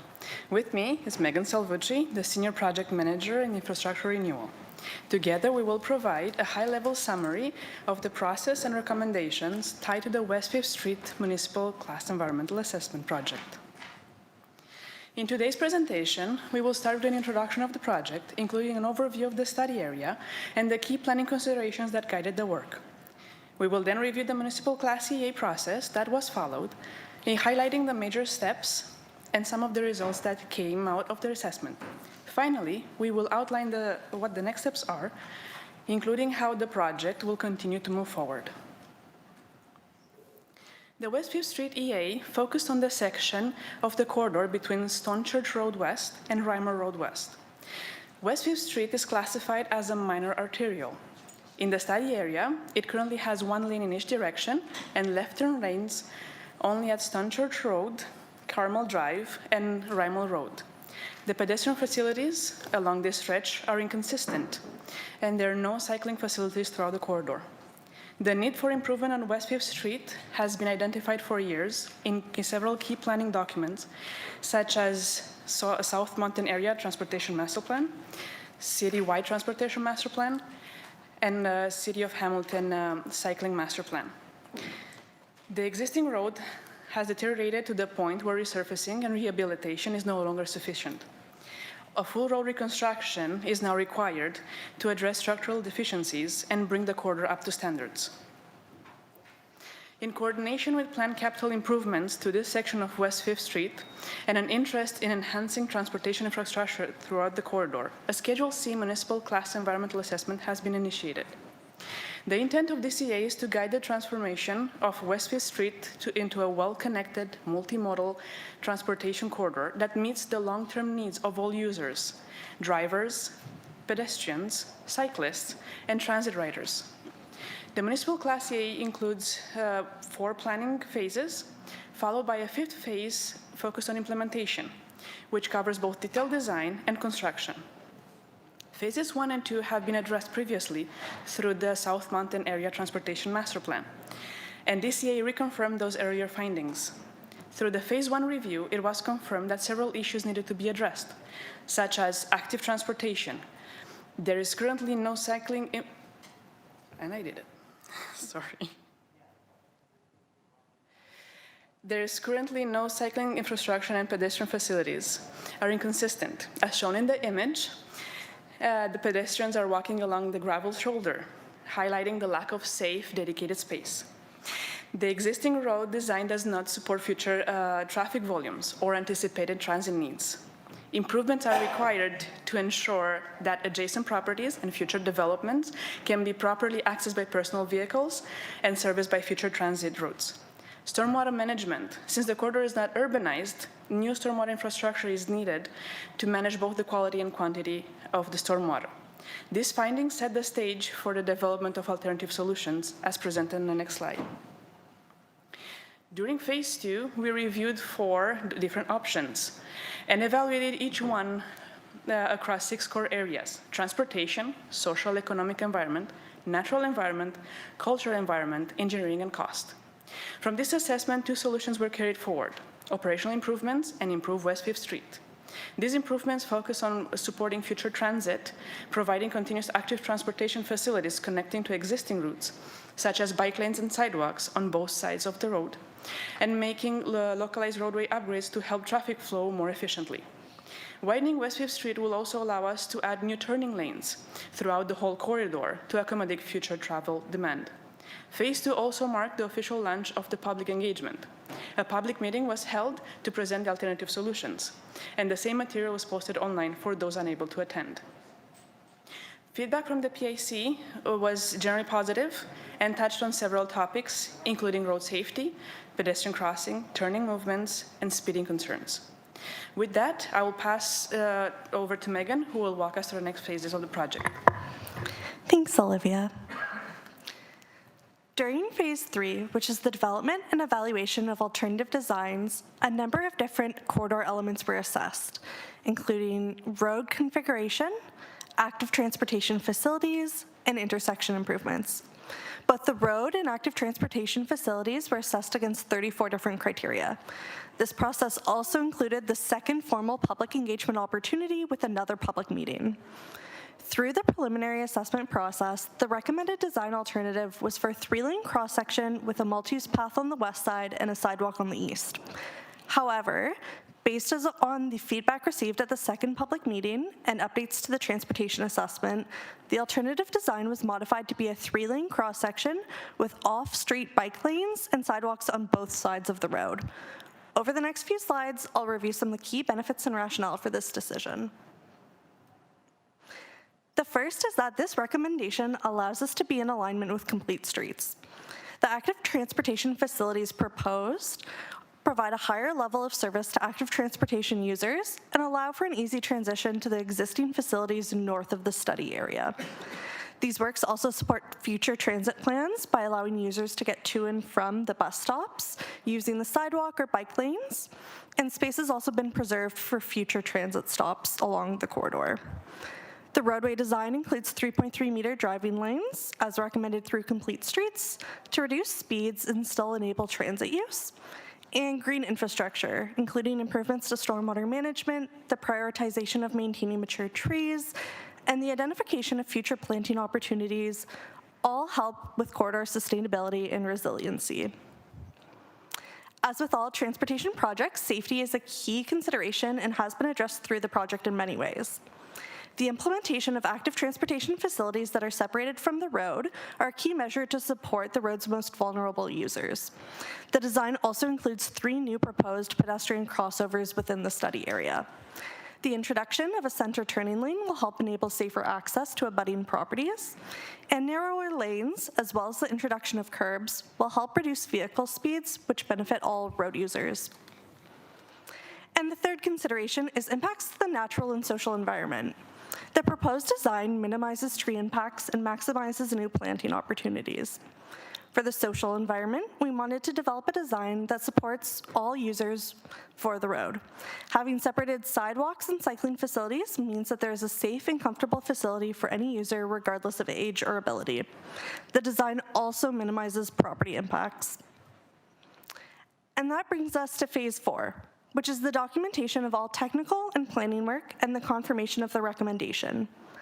As a result of the evaluation of alternative cross-sections and active transportation facilities, the recommended configuration provides a physical separation for cyclists and pedestrians from traffic, has the least impact on existing trees, property, and heritage resources, and is consistent with the improvements along the corridor outside of the study area.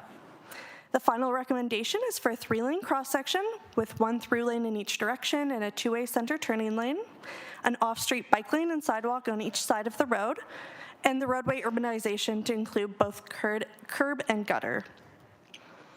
And that brings us to next steps. So right now we're at the Public Works Committee and Council stage.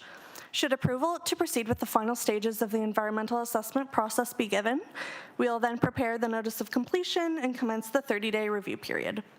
During this time, the full environmental study report and all technical findings will be published both online and at 3 physical locations.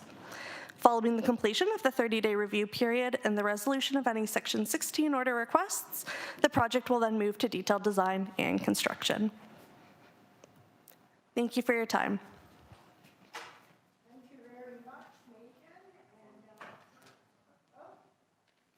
Sorry about that. Thank you very much for the presentation, and I know it's in Ward 8, so any questions? No, everything's good. Wow. Oh, you met ahead of time. Wonderful. That's good. Great. Thank you. Anybody else have any questions? I don't see any. So, oh, you're not on the list. Okay. You're right. I'm not. I just wanted to thank you for your presentation. I drive this road every day.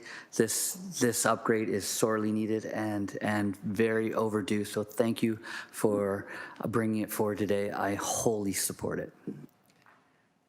Thank you. Anybody else? I don't see any. Okay, thank you. So we're going to be, we have to approve it. Okay, we're going to have an electronic vote. I did have a Councillor Cooper and Councillor Kassar.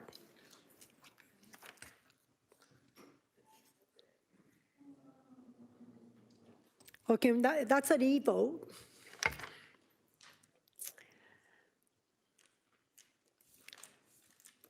We have to light up the tree tonight at 6, so I have to be out of here by 6. I'm the deputy mayor. So, all right, let's move on.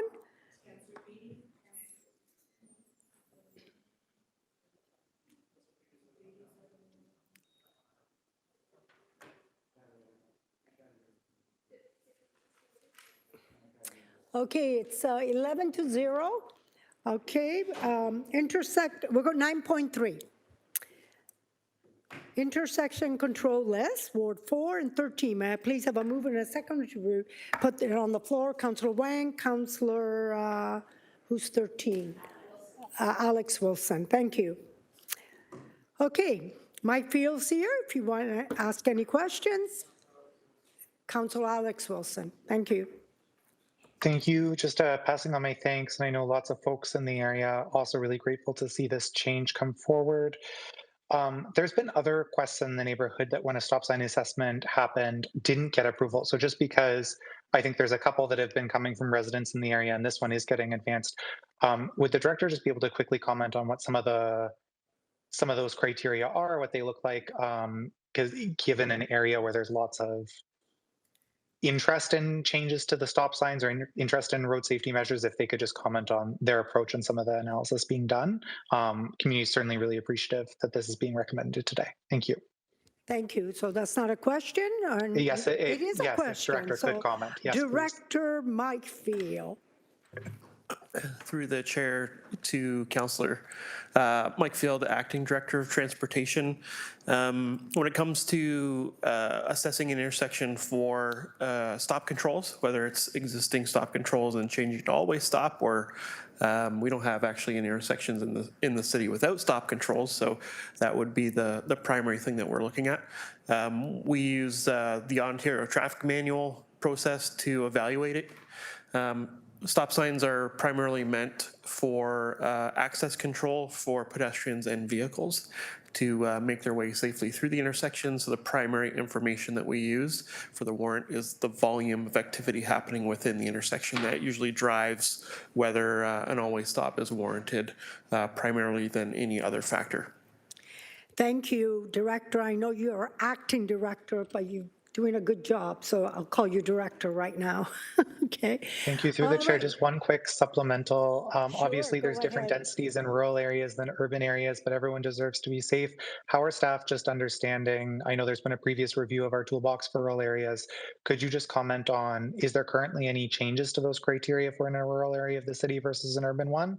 Or is it the same kind of assessment that's being done? And is there any plans to look at if that's, or like, you know, how that's working for our city? So Director Mike Field. Through the chair to the councillor, that's a good question. The rural roadway safety toolbox that we'll bring forward shortly in the early new year does have other considerations that may justify the use of always stops or stop controls or other measures within the rural environment that supplements the standard practice. The warrants that are contained with OTM always contain a piece of there's the hardcore technical information and there's always an engineering judgment piece too. So the answer is yes, there'll be some other factors that we would consider as part of that work that may trigger some measure, whether it's a stop sign or something other through that new toolbox that we're going to bring forward. Thank you. Thank you, Councillor. Councillor Wang, please. Echoing Councillor Alex Wilson about how happy this if you've ever driven along Roxborough at Robbins, it's the weirdest intersection. So I'm really, really thankful that this is coming forward. Also echoing Councillor Alex Wilson on there are other asks from the community. So just wanted to reiterate that there are other asks that are outstanding. So, but thank you for doing this work. Thank you very much. And thank you, Councillor. Okay, we're going to have e-vote. Please.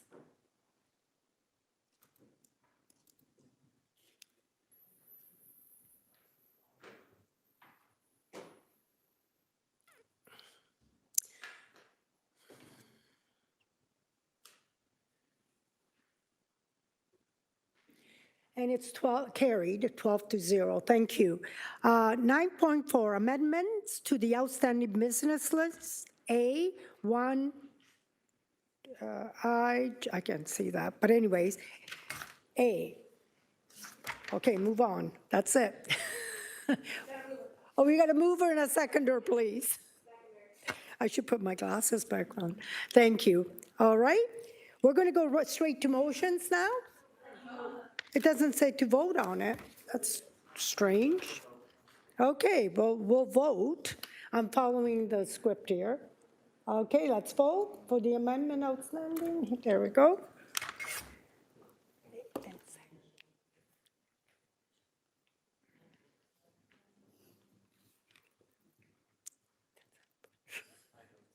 Okay, thank you. And it's passed 12-0. Thank you.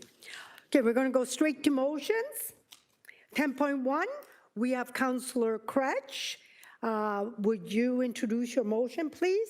And do you have a seconder?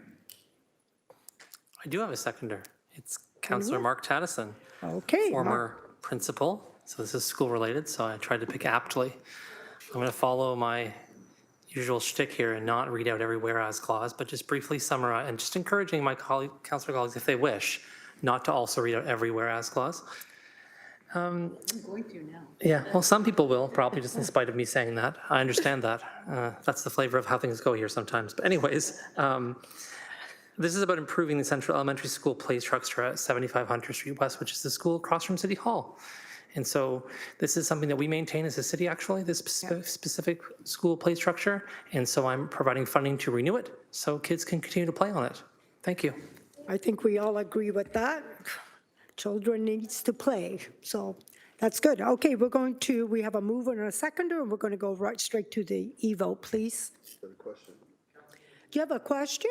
Oh, on that? I was just going to, for historical reasons, Okay. indicate that I went to kindergarten in that school. Twice. I thought I flunked kindergarten, but it was a joint class. Is that a long time ago? Kindergarten, grade 1. Anyhow, good to see after 73 years, it's finally being updated. Only 73 years ago? No. All right. All right, let's go. Did we vote? Councillor Beatty, you have a question? You want to add some more historical? I did, Chair. I did. I wanted to elongate the process as much as I could. Okay. So I wanted to build off of my colleague from Ward 15. My father came to Canada in the early 1950s at the age of 6. He arrived at the Hunter Street Station from Northern Ireland, and the first school he attended was Central Public School. So I will be voting unanimously and very enthusiastically in favor of this. Very big fan of Central. That's great. Any more stories, historical? No? All right. Okay, let's go to the e-vote, please.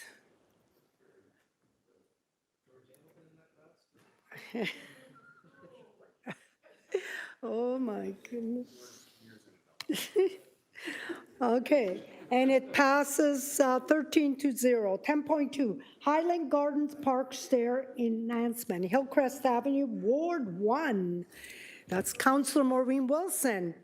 And Thank you. It's moved by myself, seconded by Councillor Esther Pauls, now Yes. serving as chair, her last Public Works meeting, I believe. Whereas Hamilton Gardens Park is a 3.2 hectare neighborhood park located on Hillcrest Avenue within Ward 1 and includes passive open space, a baseball diamond, a soccer field, and a metal staircase off Hillcrest Avenue. Whereas the original stairs connecting the community to Highland Gardens Park were made of concrete, a double set, and historically used as a gathering space by residents. Whereas, as part of the maintenance operations of the Highland Reservoir adjacent to the park, the stairs were removed without consultation and replaced with narrow perforated metal stairs, ouchie, whereas the community requested aesthetic enhancements to be made to those stairs, the adjacent rip-rap slopes, and the creation of a small plaza gathering space atop of the stairs. And whereas the Ward 1 office requested that Landscape Architectural Services, in collaboration with Hamilton Water and Parks Operation, complete a feasibility study to assess the possibility of enhancing the metal stairs and beautifying the adjacent slope and the landing at the top. Therefore, be it resolved that the remaining funds of $197,000, $896.76 in a project ID, which I will not read out, be allocated to support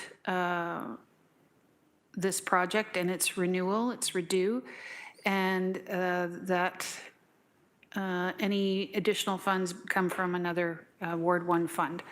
So to the chair, my parents also emigrated to Canada from the north of Ireland.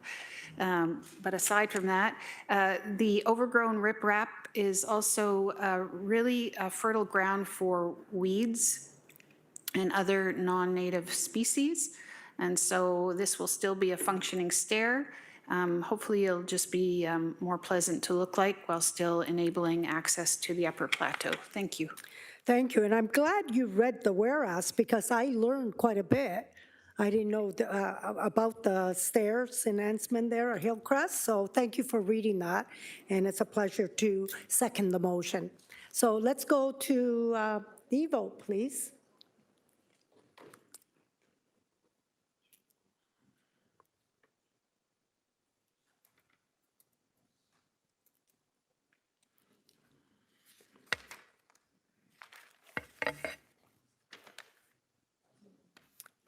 And it's 13 to 0, thank you. Okay, 10.3, installation of speed cushion and traffic calming measures on Edge Hill Drive, that's Ward 14. Councillor Spadafora, haven't heard you today, so I'm looking forward to hearing you. Would you introduce your motion? Thank you. Thank you, Chair. I'll make it quick. Moved by myself, second by Councillor Beatty. Speed cushions on Edge Hill Drive, you'll see in the whereas is 83% or 30 of 36 homes. And we're going to put in 2 speed cushions. It's come $6,000 out of my reserve. If there's any questions, I'll take them. If not, I'll move it there. Okay, and it was Councillor Beatty, right? Thank you. Let's go straight to the vote. I don't think there's any questions. Thank you.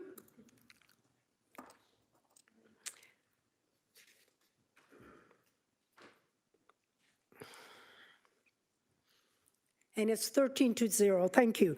Now, neighborhood expansion of North End traffic management initiative principles, Ward 2.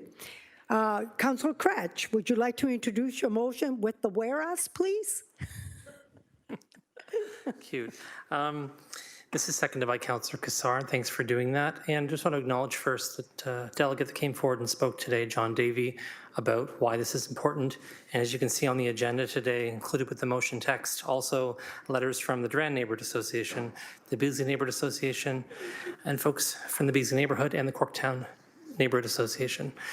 This has been something that we've been working on for a long time, and just briefly tell you what's been going on in places you don't see things happening in this very room.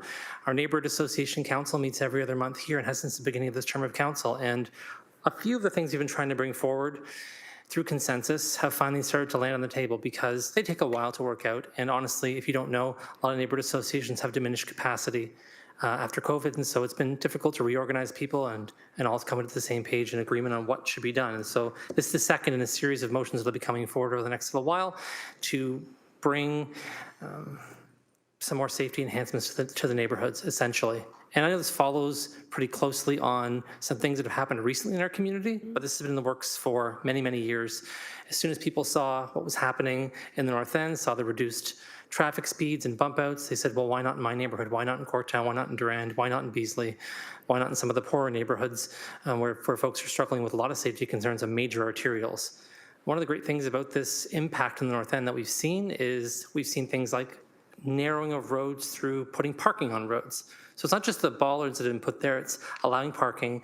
Down Ferguson Avenue North is a great example. So if you look down Ferguson Avenue North, you're trying to drive there in the north end, everyone knows the rule. You stop, if you see someone else first, they get into the street, they wait for you, then you can get into the street, and people go up and down the street this way very, very safely. And so I appreciated what John said earlier about the fact there hasn't been any major incidents on these streets since we've seen this kind of traffic calming. This won't apply to every street in Ward 2, obviously, but it's going to apply to those specific neighborhood classifications and roads in areas where we can do this, where we can successfully implement this. And so it's going to use some area rating funds from next year to do a pilot study and come back in Q3 of 2026 to see what we can do, what can be implemented, what the costs will be, and those sorts of things. And this is something I'm hoping in the future to be able to use area rating funds to implement some of this work. Obviously, some will probably show up in the budget, but I'm hoping that area rating funds will be able to let us do this slowly over time. It's a huge expense, to be clear, to do this kind of work. Putting up signs is kind of easy. That's a low expense, but the work of concrete and the work of making sure roads are safer is a lot of work. So just very grateful to everyone's participation on this. It's been many, many years in the making, and grateful it's finally here. Thank you. Thank you, Councillor Crutch. Okay, Councillor Maureen Wilson. Thank you, Chair. Very supportive of this motion. I do have a question because it's been some time since I thought about it through you to Acting Director Field. The motion does make specific reference to the 30K, which my understanding was it was part of an OMB decision. And as part of that decision, it could only be enacted in the North End. I thought not for an indefinite period, but maybe for 5 years. And so my query is, well, first of all, my query is, am I correct in that recollection through the chair to either Director Hollingworth or Director Field? Director Field? Through the chair to the councillor, I'm going to defer to Brian for a minute because I don't think he worked at the city, but he was the consultant. So if we did anything wrong, he is the person to blame. The consultant. I think that the motion is written in a way that it leverages the principles of the North End neighborhood, including the speed limit reduction, and as the delegate brought up, the physical changes, which are probably more important than the change in the speed limit itself. But I'll let Brian speak to the 30K piece. Brian Hollingworth, Acting Director of Engineering Services. You're testing my memory, Council, because it was quite some time ago when I was a consultant. I believe in the North End it was implemented as initially a pilot project for 5 years.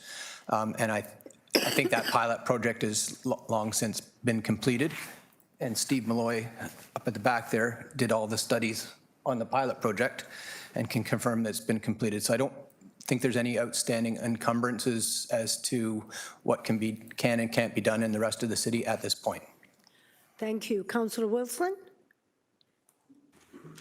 So thank you for correcting me. I always thought it was tethered to an OMB decision that for the period of a certain period of time, the city was not able to import the 30K in any other neighborhood. But what I'm understanding then from this motion is that it would be possible to, I take the counsel of Director Field that absolutely physical installations are supremely important in informing safer outcomes and affect speed, but there would be nothing now that would preclude the movement towards 30K as well in those neighborhoods referenced in the motion.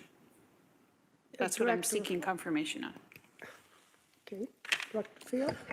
Through the chair to the councillor, I'll follow up for that question and then I can confer with Brian and Steve separately, just to confirm there was a change in legislation not that long ago. You may recall that enabled us to change the speed limit to residential streets within the city. We weren't able to do that holistically until that was changed. So the terms of conditions may have altered since that initial North End neighborhood was implemented, and that we have more ability to change the speed limits within the city. But I'll get back to those who are interested in that subject specifically. Okay? Thank you for that. Be interesting to know. All right, so we're going to go for an evo for motion. Oh, Councillor Crutch. can see. Thanks, if it's helpful. And the only information I have from doing my own research is that in 2007, when this was put forward as a plan, it was appealed at that time by folks in the North End. That appeal concluded in 2012. And my understanding is that the periods that Councillor Wilson's referring to have expired with respect to the settlement. But happy for staff to check that out. But I'm pretty sure it's long been rectified in terms of the outcome of that appeal. Thank you. All right. There's no one else on the list, so now we can vote. E-vote, please, for 10.4.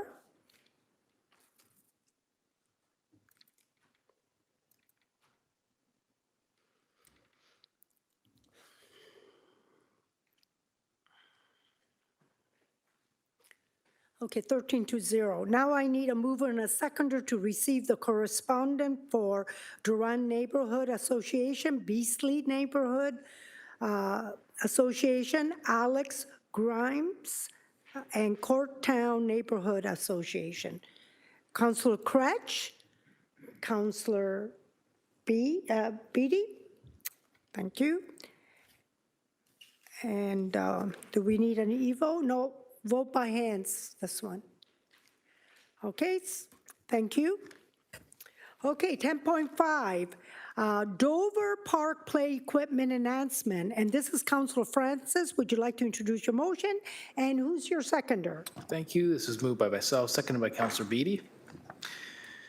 And I will read this out, not to be cheeky, but it articulates the situation. Whereas the play structure located at Dover Park, 66 Dover Drive, Hamilton, was installed in 2023 to replace the partial removal of play equipment located on adjacent school board lands. Whereas the final remaining play equipment located on the adjacent school board lands was removed in 2025 due to end-of-life condition. Whereas the Dover Park play area has an opportunity to be enhanced with additional play equipment to meet the community needs for additional play features. Whereas the Dover Park existing play equipment open source solutions may be modified and adjusted to include additional play features and equipment improvements. And whereas play equipment in parks is proprietary and not interchangeable for parts or modifications by any other play equipment manufacturers, such that open source solutions should be sole sourced to review, design, and provide new equipment for the existing play structure. Therefore, be it resolved, A, that the purchase of the additional play equipment manufactured by Open Space Solutions, Inc.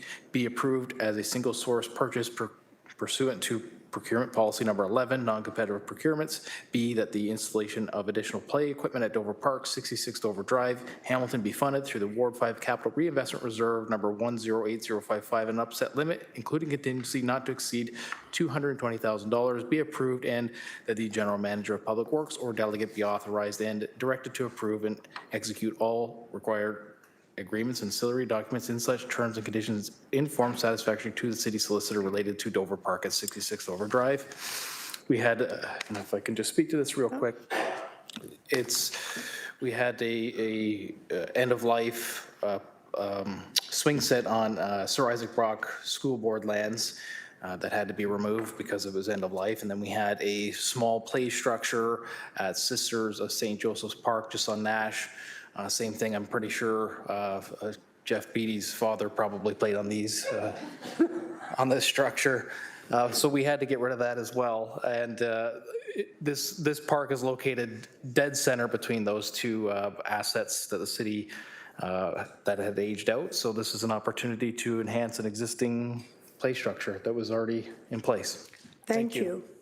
All right, we're going to go to the vote, please.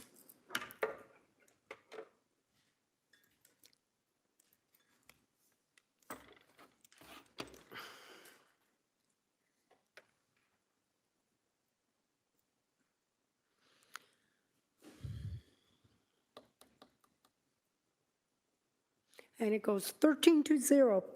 Again, Councilor Francis, road rehabilitation on Angus Road, Vincent Court, Sealy Court, Pioneer Street, Ward 5. Please introduce your motion and your seconder. Thank you, Chair, and that's seconded by Councillor Beatty again. And this is to use that same Ward 5 Capital Reinvestment Reserve at a upset limit not to, including contingency not to exceed $540,000 to I guess resurface Angus, Vincent, Selway, and Pinard in Ward 5.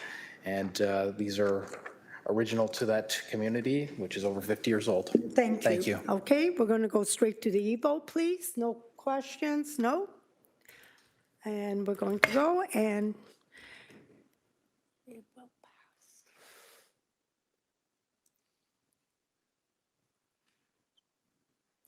13-0, thank you. 10.7, park improvements to John Wilson Park, 480 Winona Road, and it's Ward 10.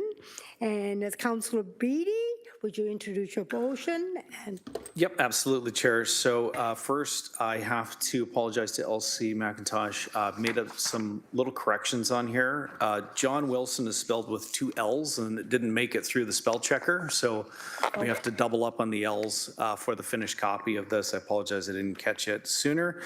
There was an important part missing in the therefore be it resolved, which I inserted, that park pathway lighting improvements in John Wilson Park be funded.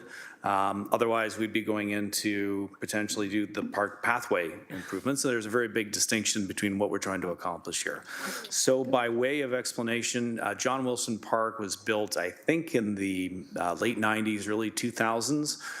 It's a lovely feature in the neighborhood bounded by Baseline Road and Winona Road. But for whatever reason, no lighting was ever really installed in that park. And there is a connective pathway that goes between East Street and Winona Road through Leona Court. And had a number of residents reach out over the last 3 years asking about lighting to be installed. So I have been working with the Parks Division to try to find a solution. My thanks to Andrea McDonald, Senior Project Manager with the Parks Division, and Parks East Superintendent Brad Jones for all of their help in putting this together. So the be it resolved that park pathway lighting improvements at John Wilson Park, 480 Winona Road, be funded from the Ward 10 non-property tax revenue account at an upset limit, including contingency not to exceed $100,000 to be approved, and that the annual operating impacts of $1,500 for the utility costs and maintenance be included in the 2026 Public Works Department base operating budget submission, and that the Public Works Department General Manager or designate be authorized and directed to approve and execute any and all required agreements and ancillary documents in a form satisfactory to the city solicitor. Long story short, Chair, you are the seconder. Yes, I Sorry, I am. should also have pointed that out. My thanks to you for seconding this motion. We're finally going to get some lights installed in this park. It's long overdue. It's an important feature as this area continues to grow and redevelop. And so happy to see this done and support this. Hoping for universal acceptance. Thank you. I'm sure you will get that. Thank you. All right, e-vote for 10.7.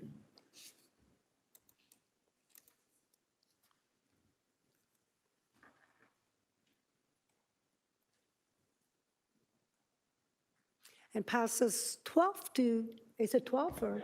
12-0, thank you. Okay, 10.8 has been withdrawn.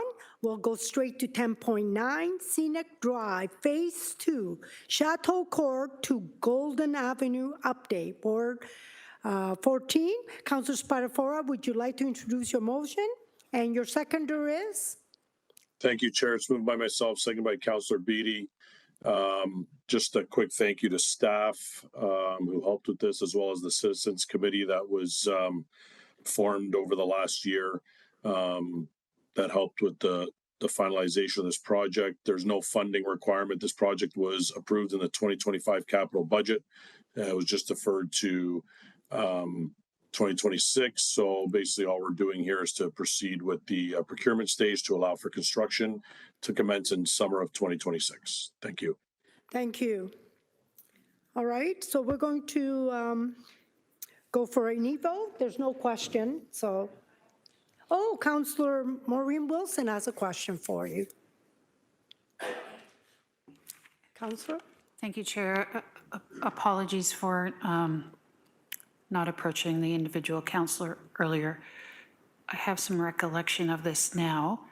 I'm just trying to understand that there was a recommendation from staff for a sidewalk or a multi-use path, and now that is not proceeding. Can I make sure I understand? Councillor Spatafora? Thanks, Councillor Wilson. There is a multi-use path on the north side of the escarpment. That is, I can't remember how wide it is, but will allow for cycling, active transportation, walking, all those things. What has changed is the sidewalk on the south side of the road. And thank you. Thank you for that clarification. And may I ask the rationale for not including the originally recommended sidewalk? Through the chair. Yeah, the reason for the Citizens Committee, the reason for deferring this project is similar to phase one at Scenic. I was not the ward councillor, but did hear a lot from my community about the lack of public consultation. This stretch of roadway, there was some consultation. We formed a Citizens Committee similar to the East Mountain Brow project. And the East Mountain Brow project as well does not have a sidewalk on the south side. Residents, the majority of the residents came forward prior to the Citizens Committee and after the Citizens Committee. The feedback from residents was the majority of people that are going to walk on this area are going to walk on the escarpment side. Hence why we're spending, millions of dollars along Scenic Drive to put a wrought iron fence in, benches, clear out vistas so people can see, and add that active transportation multi-use path on that side. So the need for the sidewalk was not there. Also, the reduction in the space of the properties of the landowners, although that would have been taken from the city allowance, it still would have been taken from their front property, not to mention a 100-foot sidewalk that would have been constructed that they would be responsible to clean. So those are some of the reasons that came through the Citizens Committee and the residents in my ward. Thank you for that. Everything's good, Councillor? Thank you. So the sidewalk would be in the public right-of-way, but it's not going to be put into the public right-of-way? On the other side. It's only on one side, the sidewalk. It's on the west. Yep. Everything good? Yep. Thank you. Thank you. All right, we're going to do a e-vote for that, please. 10.9. Thank you.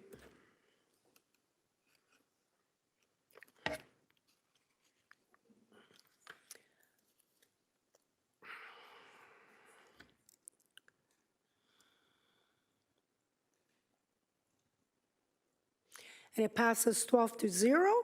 Now we're on notice of motion, and I think, Councillor Nan, you want to introduce your motion? And you want to waive the rules? Yes, please. I Thank understand. you, Chair. Okay. So first motion for 11.1 is to suspend the rules of order to allow the motion respecting enhancements to Powell Park Fieldhouse, moved by myself and seconded by Councillor Crutch. The rationale is I would like to allocate these funds in order to enable staff to do as much alignment work as possible. Powell Park is slated for complete reconstruction, but it didn't include the field house. And so thankfully, staff from City Facilities, Recreation, and Landscape Architectural Services collaborated and came up with this motion to help address that gap and also the opportunity for alignment in terms of tendering and rolling out the work around the same time. All right, we're going to do the motion to waive the rules first. By Councillor Nan and Councillor Crutch. Okay, so, and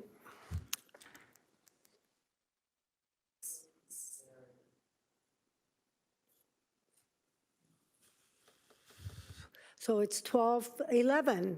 Somebody left. 11-0. Okay, so Councillor Nan, please introduce your motion. Do you have, and your seconder again, Councillor Crutch?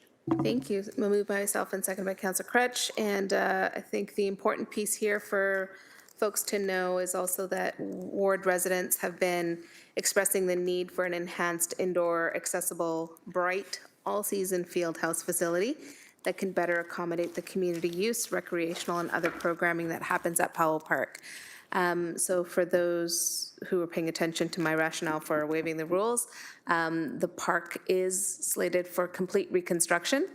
And the field house has one of the oldest little heater things that are really loud. Also a room with very little windows. And yet is one of the very few spaces where young people get to access the SUPE program in Ward 3 that has both indoor and outdoor facilities. And so the indoor recreational programs are pretty popular. And it would be lovely to have some accessible bathrooms there, as well as a few other enhancements that might be possible with $2 million coming from the Ward 3 Capital Reinvestment Reserve account, as stated. Thank you. Thank you very much.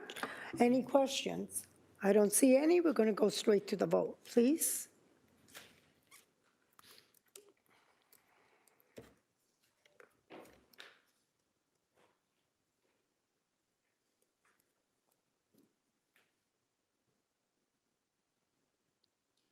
It passes 11-0. Thank you.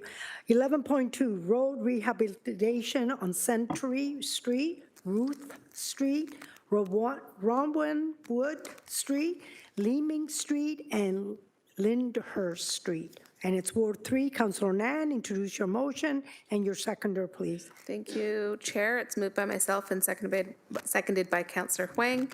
And I'm seeking to waive the rules in order to get the allocation of this funding in, as today is the last Public Works Committee meeting of the year. Yes, it is. It's the And so last one. squeaking it in. Yes. Thank you. So this is to suspend the rules again, please, the first time. To suspend the rules, because this is our last Public Works for the month of December.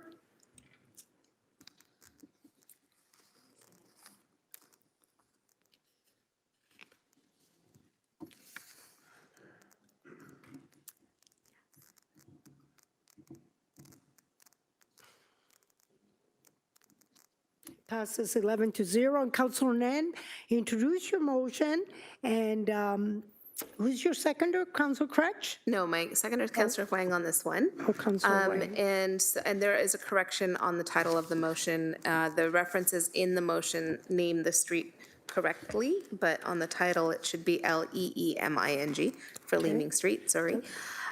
So again, in the series of work that we've been doing based off of the asset management work that Public Works staff have been doing, focusing on neighborhood streets, predominantly north of Main Street, these 1, 2, 3, 4, 5 roads have been identified as being in poor condition and in need of road rehabilitation in order to extend the roadway life, as well as to give us an opportunity to align some traffic safety or traffic calming.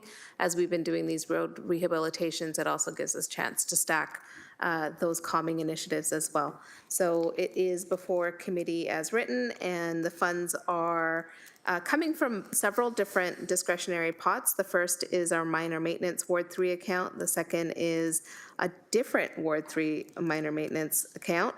The third pot being the Ward 3 capital discretionary account, and then the final being the Ward 3 capital reinvestment reserve. All of that to an upset limit combined of just shy of 2 million. Thank you. Just shy of 2 million. Okay, sounds good. Any questions from anybody? I don't see any. Let's go straight to the vote, please.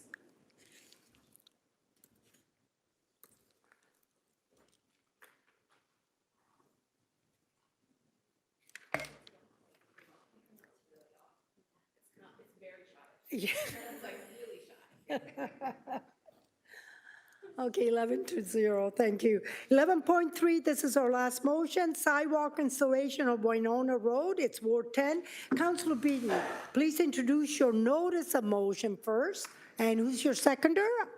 Thank you, Chair. My seconder is Councillor Tattison. I will be moving a motion to waive the rules. Okay. The urgency, by way of explanation, this was always planned to get to this meeting. Unfortunately, during the review process, we got a little bogged down, and committee will recall a companion motion that dealt with sidewalk installation over the QAW overpass at Grays Road. This is meant to align with that work so that we're trying to hit both ends of the ward at the same time in the 2026 work plan.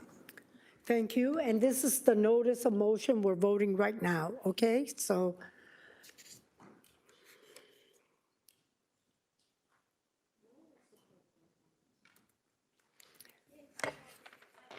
Okay, and it passes 11-0.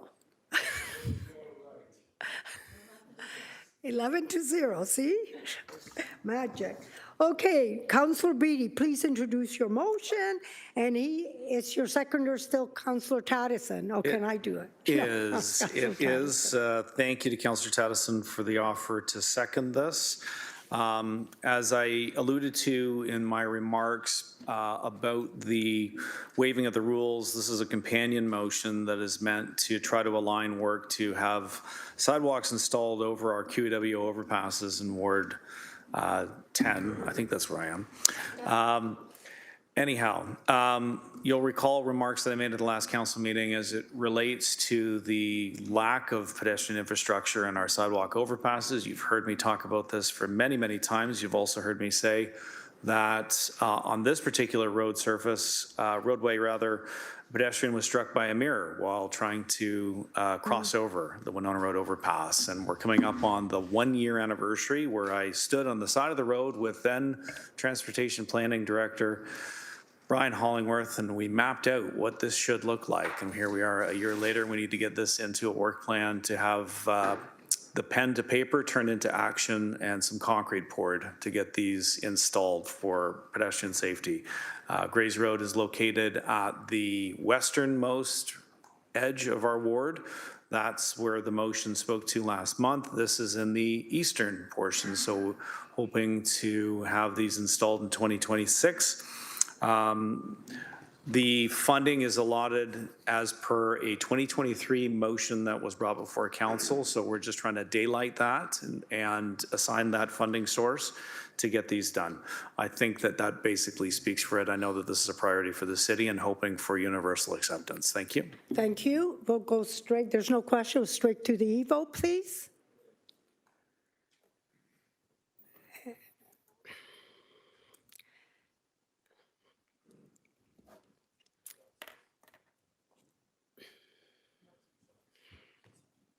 And it passes 11-0. I want to say there's no other notice of motion. I see on paper and I'm looking around. I want to tell you, this is my last meeting. I want to thank my colleagues. You made it easy for me, so thank you. And I really want to thank staff. I got to know you even better because of our agenda reviews, so thank you, and thank you for all what you do. And I want to say, everybody, at 6 o'clock, we're lighting the tree. If you're welcome to come. So, yeah, I'm supposed to be lighting. It was at, how can it be? I have a meeting. I missed it. No. Maybe they're going to shut it down. They're going to shut it down and we're going to light it again. I'm the deputy mayor. I'm supposed to do that. It's in my agenda. Anyways, yeah, thank you. Thank you again. I really, you know what? I want to tell you, I enjoyed it so much being the chair because you guys make it really easy. So thank you. And you know, December is my favorite month, Christmas. Okay, we'll see you tomorrow. Thank you.